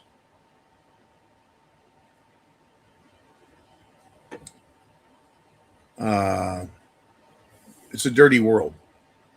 Dirty world. Thank you, everyone, for being here. We're 300 people live today. I wish it was 450. I know it's a holiday weekend. So we're actually got a great crowd here. You guys have been fucking great, and we got more to go. We're in our last half hour of the show. As long as there's super chats, I'll be here to talk. Once we're done, we'll wrap it up. Go get some sleep. I will be taking tomorrow off. Martin Luther King Jr. Day. I need to rest and recover. Took a tumble last week. Bruised my ribs pretty bad. Fucked my shoulder up pretty good. I need one more day of rest. I'll take it. But for now, well, the medicine you guys have been giving me, whoop, whoop. Mastery's bourbon whiskey, and of course the Glenfiddich 18. That's what I call medicine. All right, let's do it. Ooh, man, who's up next on the Prepared Mind channel? And it's Big Dan, the man with a $5 super chat. And he says, when you moved from California to Florida, how did you get your pew-pews and ammo over there legally, crossing other states? Moving in 2 years out of here. Okay. I went from California to the RMZ. I went from the RMZ to Florida. I did not take my pew-pews to the RMZ. I had self-defense items, but not my California purchased pew-pews, if you will, guns. I had plenty of self-defense that I got while I was there.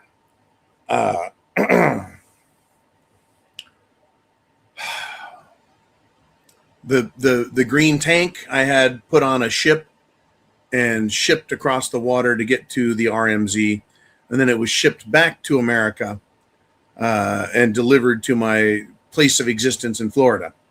Same with all of my goodies. It got put in basically a shipping box and shipped there. Now, when it comes to the ammunition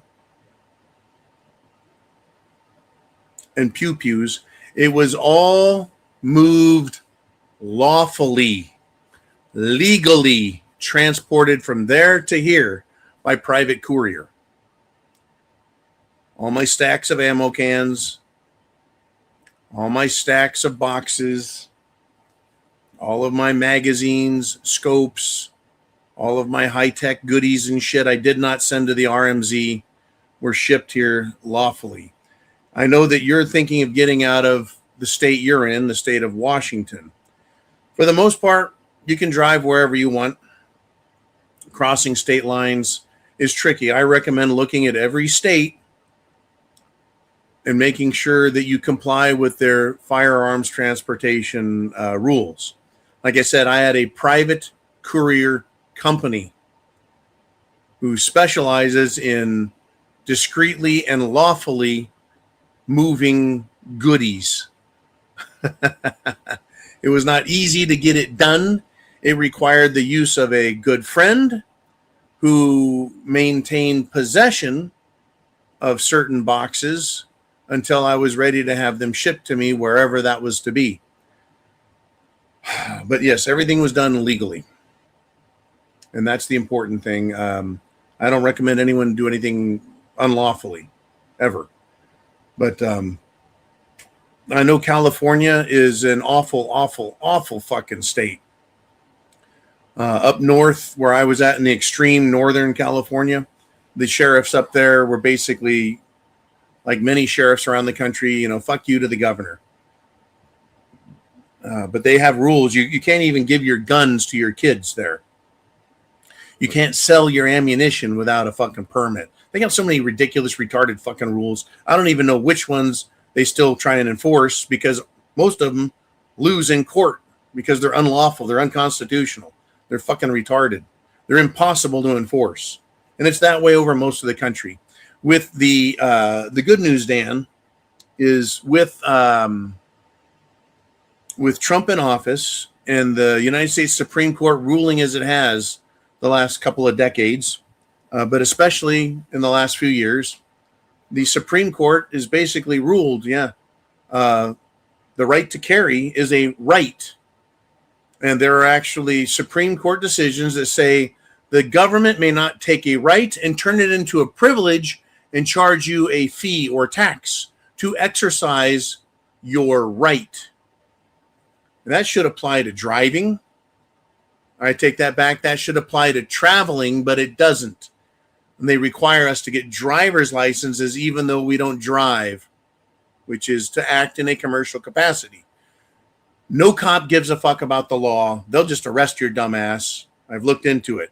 Keep your fucking license plates on your car. Pay your fucking registration. Get a freaking driver's license and don't cause yourself grief because it's not worth the fucking battle. These people will fucking shoot you. And judges will throw the fucking book at you because they don't understand law. Back to guns again.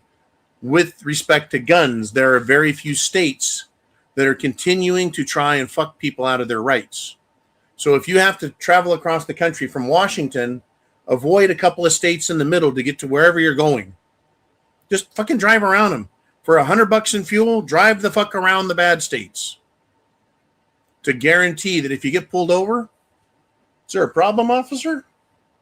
Okay, just so you know, I'm moving from state X to state Y, and I'm just traveling through state Z. Sorry about that. Anyways, do your homework, make sure you're comfortable, get her done, or find a moving company that can move things for you. You may want to look into something like, what do they call those? Pack Rat and Rover and Pack and Store and Pack and Move. These companies that give you a shipping container, you put your shit in it, you lock it up, and they'll tell you what you can and can't put in there. So be careful not to put any spray paint or flammable liquids. All right, let's continue if we shall. We've got, about 15 minutes left. Let's do it. Mr. Uman, who's next on the Prepared Mind channel? You guys have been great tonight. Hey, it's Dan the Man with a $2 super chat. He says, what happened to the Friday night show? Dan, I mentioned that I bruised some ribs, that I injured my shoulder. As a consequence, Friday night, I didn't do Friday Zero Dark 30 either. I was so banged up on day 2 after being injured that I had a hard time breathing. I couldn't breathe normally and talk because my ribs got more and more bruised over the course of a couple of days. And consequently, I didn't want to aggravate it or sound like a wheezing old fuck. I just needed the day off. I needed to rest my lungs, rest my ribs, rest my shoulder. So now, feeling much better, right? Feeling much better. It hurts a little, but still, at least I can function. I was not going to miss tonight. By golly, come hell or high water. And, well, of course, the liquid medicine has helped along the way. Anyways, thank you, Big Dan, for the great support. Pal, Mr. Uman. I know we got more stuff. I've got some stuff I want to cover. Northern Pike is back with $2. And he says, Silver, your thoughts. Get a 5-ounce round. Oh, that sounds like your thought is buy some silver. Uman, I don't know if the markets have opened. I know tomorrow's an American holiday, but I don't think in China or anywhere else on the planet they celebrate Martin Luther King Jr. Day. So I'm imagining that tonight the Asian market will open. And it's going to open up, and they're going to trade, all the commodities as usual, as well as silver and gold. Silver.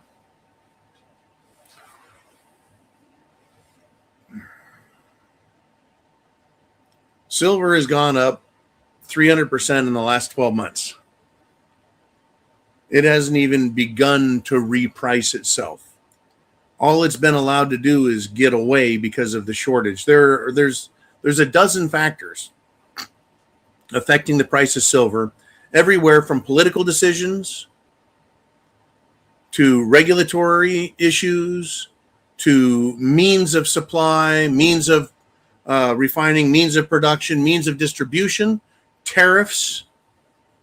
There's environmental restrictions, rules, guidelines.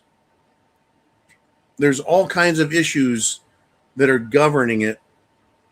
Uman says the charts aren't registering, but it shows a new 52-week high of 94.36. Sounds like it gapped up again. If it's sitting at 94.36 in the charts, that means it's at a new all-time high. Now, when it comes to issues, I've told people to buy silver since I started buying it when I had money and I lived in California in my fifth wheel. I had reserve capital back then, and I was buying silver. First time was at $17.89, and the average spot price was $1. It was like $1.50 for a silver eagle, and it was like a buck for a maple leaf, and it was like 75 cents or 69 cents Nikkei for a round, meaning a generic 1 ounce round, typically stamped with the buffalo and the Indian head. They're beautiful, but they're not sovereign. So at a low premium on top of it. So under $20. So you can basically look at the amount I got back then when it was so damn cheap, $20. Now it's almost $100. By the time you add in the premium now, you're looking at $110 an ounce for an eagle, if you can get them. If you can get a 2026 eagle, you may be waiting 4, 6, 8, 12 fucking weeks. Who knows? If you can get it. Now, silver, gold is gold. Gold is money.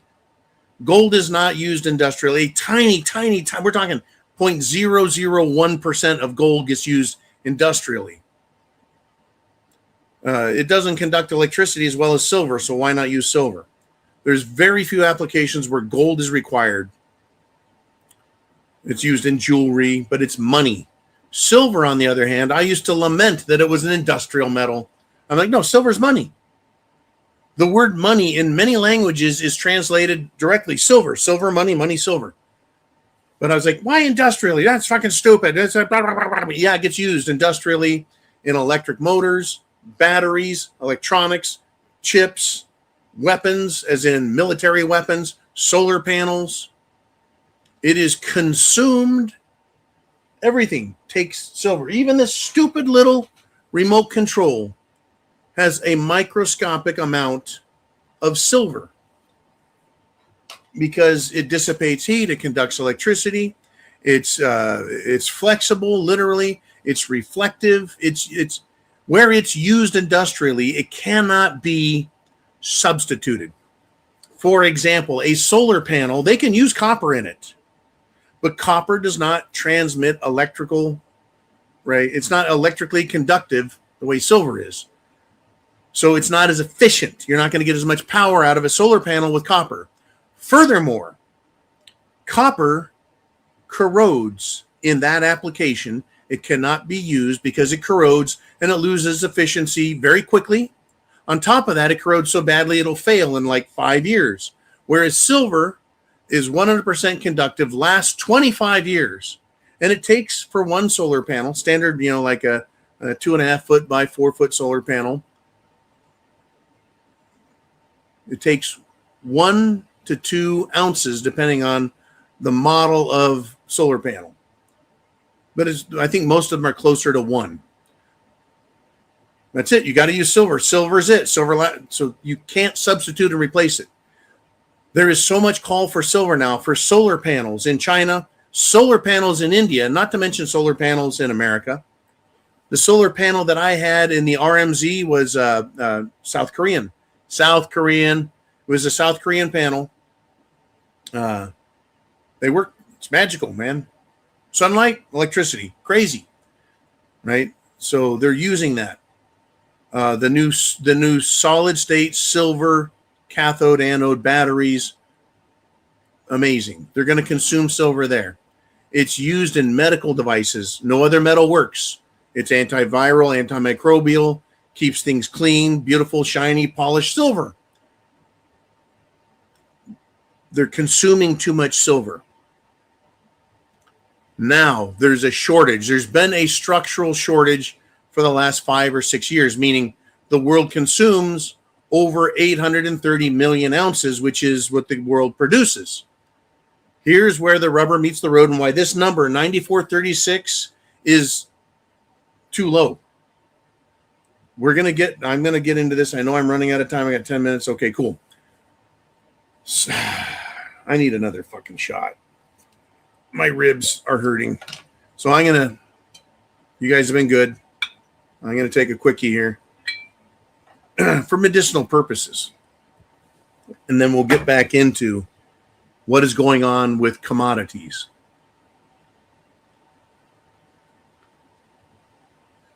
Yes, sir. Bam. Okay. Silver is in a structural or mining deficit. They're consuming, going through more than they could. I believe Australia and Canada, they've all given up their silver reserves. I think the United States did it back in the 80s. They've just put it out into the public. Get rid of that shit. Get rid of that shit. Get rid of that shit. But it's been consumed slowly consumed. Now there's not enough. Silver has become indispensable in the computer age, the forever wars age, technology age. I mean, the solid state battery, solid state's what they had technology when I was a kid. So they're using it in high tech and solid state technology purposes. You can't get more silver. The reason is 70% of silver comes from lead, zinc, copper, and sometimes the gold mines. They get a little bit of silver out of there, but you have to increase production in those to get more silver. But that's like 1% of their income. They're not going to spend all the money to get more copper just to get a little more silver to satisfy these idiots. Even if they did, it wouldn't be enough. It wouldn't be enough. So this is where the rubber meets the road. This is the point. I'm finally getting to it. I'm circling back Jen Psaki style, except I know how to actually circle back. Companies like Tesla, Samsung, Chinese solar power manufacturers, Chinese EV manufacturers. The EV manufacturers in China produce more EVs than Tesla. I think the leading manufacturer produces more than like all the other manufacturers combined. They use silver in all of their electronics, as well as they're creating silver batteries. Every company out there realizes now there's a fucking shortage. They used to go and say they'll buy for quarter 1, Q2, Q3, Q4, so on. They'll make purchases in January for April, the first month, to have it shipped for the next quarter. And then April, they would go for July. So they get the third quarter materials they need, right? Kind of a just-in-time inventory thing. We're going to order what we need now, but no more. Now they're like, there's a structural deficit. There's a shortage. Sources are unreliable. China now has an export barrier. You cannot export silver out of China without a government permit that's approved. You paid your bills, bought off your officials, etc. In other words, silver is not going to leave China the way it used to. Silver in China that is processed from concentrate or sludge, they do 70% of the world's silver refining. There is now a bottleneck coming out of China. And then all these companies, instead of buying 1 quarter at a time, they're now trying to buy a year's worth of silver at one time. So instead of just buying as they go, buying what they need, they're hoarding silver. Give me a year's worth. Poof. Now we don't have to worry about it for a year. Start working on next year and try and get years worth at a time. So everyone is going to hoard it. South Korea is going to try and hoard it. China definitely is going to hoard it. America is going to want to hoard it. Europe is going to want to hoard it. Every manufacturer, every company, every government that sees it. The United States government says it's a critical mineral for American national security. That would be military industrial complex. They are hoarding it now, meaning there's not going to be a fucking nothing left. A crumb on the floor that the mouse would get. No, it's gone. They're fighting and scrapping over the silver. The President of the United States has now signed a Section 232. It is a strategic national asset, national reserve, critical mineral on the reserve that the government needs to protect. Meaning, he knows that silver is going to leave America if it's $94 an ounce, and China is willing to pay $110 an ounce.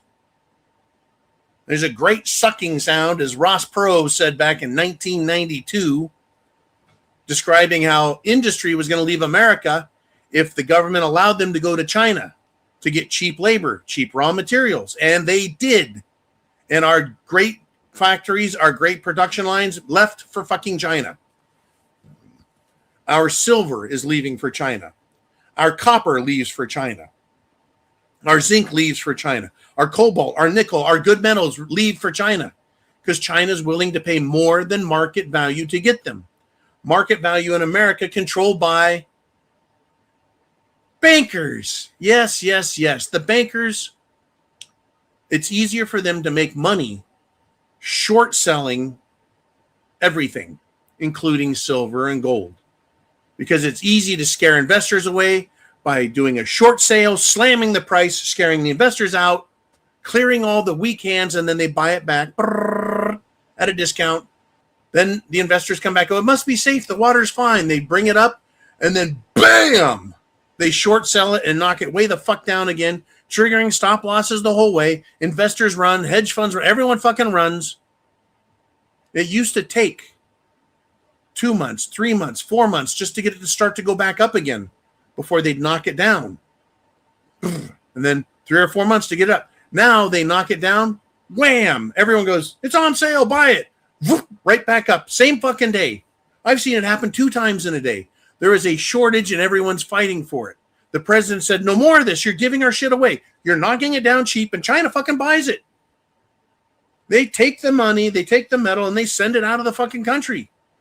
We need silver. There's a shortage. It's not coming back. So, Section 232, critical minerals list, critical minerals list. We're in a commodity war. It's an economic war. It's a commodity war. It's a technology war. It is everything except, well, missiles are flying.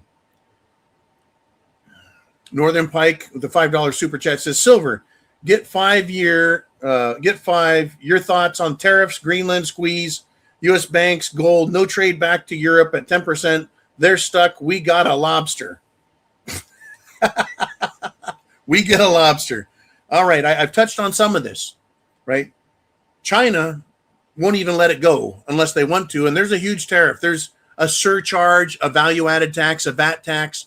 All of these are ways to punish people for trying to get protective materials, money, wealth out of the banks, away from the fiat currencies, which are subject to inflation. If silver's gone up 300% in the last 12 months, it's tripled in value, 300%. It's not 110%. You didn't get 108%. I got 8%. Woo! No, 300%. It's risen 300%.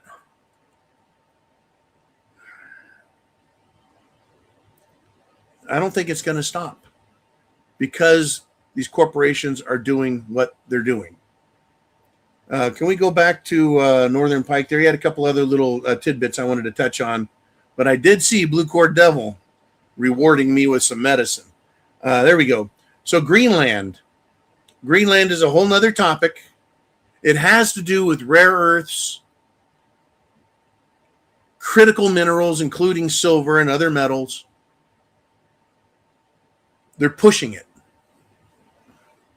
I don't know if they're going to just sell. Allegedly, the Greenlanders want us to take it over. Allegedly, they don't. Allegedly, Europe is going to send military over there to protect it from the U.S. Greenland is still what I consider to be a developing fuck up of a problem. We'll find out. Tariffs and the shortage, I've given it to you. The squeeze on the USA banks. Quickly and briefly, I described how the banks, they short the shit out of it to drop it so they can buy it back nice and cheap, and then they make the rest of this upper part in profit. But they beat it down, and instantly people buy it back up. Well, now they've sold at this level, but they keep pushing higher and higher and higher and higher and higher and higher. Now the banks owe the difference. Instead of a short sell-off, they're getting a short squeeze. Well, they sold at $80 an ounce, but it's now $90 an ounce. They owe $10 on every fucking ounce that they shorted. All the banks are squeezed, all of them.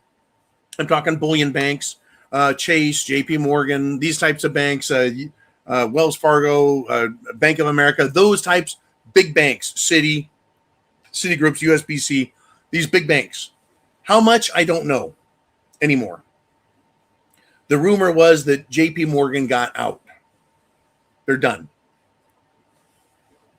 I don't know because I'm not one of them. I'm not the bank, and everyone fucking lies. All these reporters, all you can do is look at the price action. People like Michael Oliver of Momentum Structural Analysis, they look at the underlying activities and they can see patterns and realize how fucked up things are. The banks are toast. The short squeeze, they're shorted. There's two things that can happen. They can pay out of their pockets and pay for their loss on their shorts, which is they have to buy shares to pay it back, means the price is going to shoot up higher. The 232 section put a floor in it. Trump is going to put a floor in it somewhere. If he says, well, China's paying 110, so we're going to pay 110 and our silver stays in our country, what happens? I heard one commentator finally get to this and get it fucking right. Not that I'm claiming to be an expert, folks. No, this is not investment advice. But I've been watching this motherfucking game for 40 fucking years. Okay, I've been watching intently since 2016. So China's here. The United States is down here. Just a little lower, right? Just a little lower. So American silver gets shipped to China because it's higher. So Trump says, we're going to do a Section 232. We're going to put a floor in it to protect American silver investments. So we're going to do 115. China's 110, just under. Well, China's like, fuck that. We'll give you 125. Oh, yeah, says America. Well, the government says we've got to protect our interests. Let's go up to 130. Just above China. Well, China's like, fuck that. We're going to go to 140. You see, they're going to keep bidding it up. The problem with silver is typically there will be demand destruction because the price increase is so punitive that no one will buy the products. Fewer people buy the products. Therefore, that company needs to buy less of something like copper or zinc or nickel. And so that the higher price, cure for higher prices, creates demand destruction. So the demand drops back down to the supply level.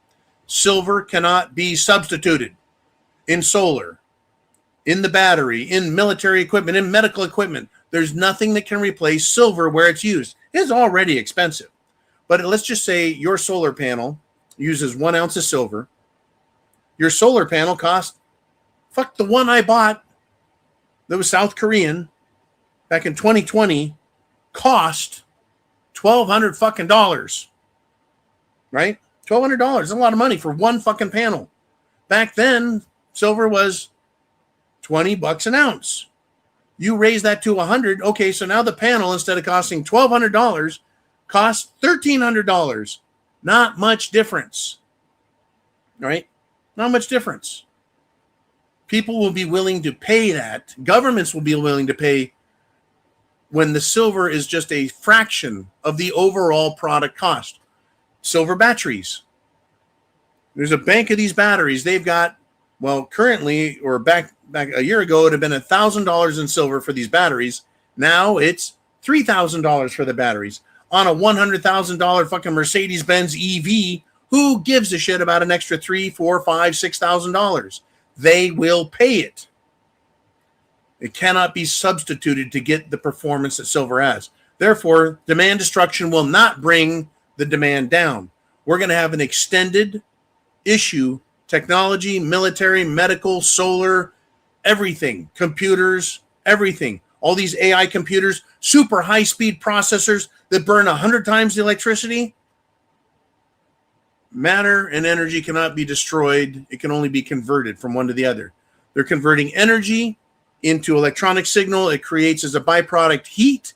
That's the energy. You need silver to handle the energy in these high-tech AI computer mainframe fucking data centers. Silver everywhere. Silver is going to go through the fucking roof. There's no stopping it. It's just how long until we get there, how fast. Silver for me, even though I've just got a little bit, has been a wonderful investment to watch. I wish I was like some friends I know that could afford, 10,000 ounces of silver. I couldn't afford that, fuck, right? But that guy has now tripled his money, if not 4 times. It's just an old friend of mine that was into silver also. And I know I've gone on and on about silver, but it is symptomatic of a problem on this planet. More than just monetary, more than just production capacity, technology. It is symptomatic of the overall problem. A lack of investment in intelligent thinking to make sure we're fine for our futures. Communists have no idea of the future. They just want to steal your shit today.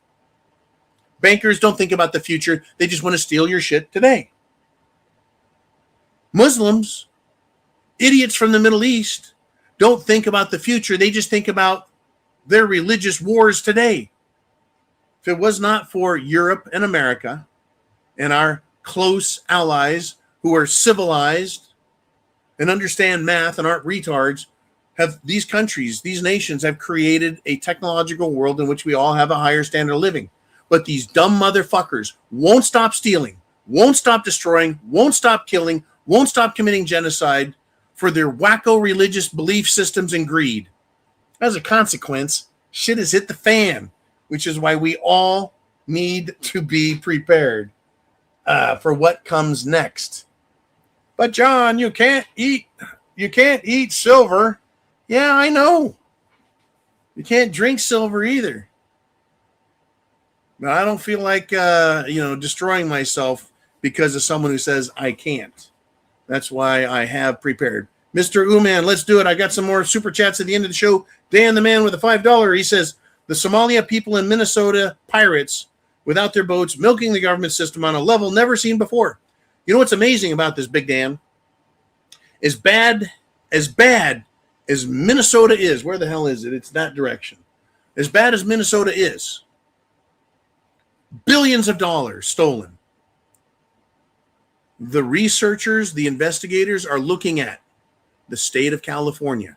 The governor of California is now interfering with researchers, investigators, looking into public records to see how many of these Somalis, Mexicans, Guatemalans, Panamanians, Colombians, Venezuelans, name the country.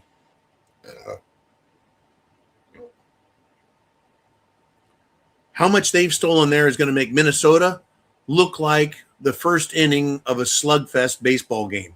California, Illinois, New York. They're all pirates. They're fucking thieves. They're murderers.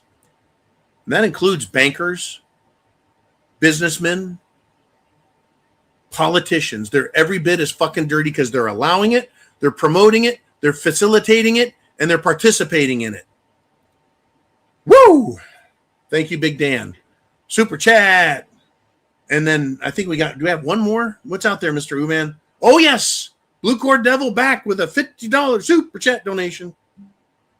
With his usual, shall we say, plea or prayer, he's going to buy me one last shot, some medicine to help knock my ass out and take the pain away. Once again, SHTF medicine, you need food, water, shelter, clothing, medicine, means of self-defense, medicine. Alcohol is medicine. It's a muscle relaxant. It's a painkiller. It's a depressant. It's an antidepressant. It's a friend maker. It's a social libation. It is a topical antiseptic. And it's a thirst quencher. Thank you, Blue Cord Devil.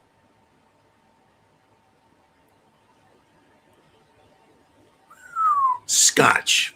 Literally, the first alcohol I ever got drunk on, age 17.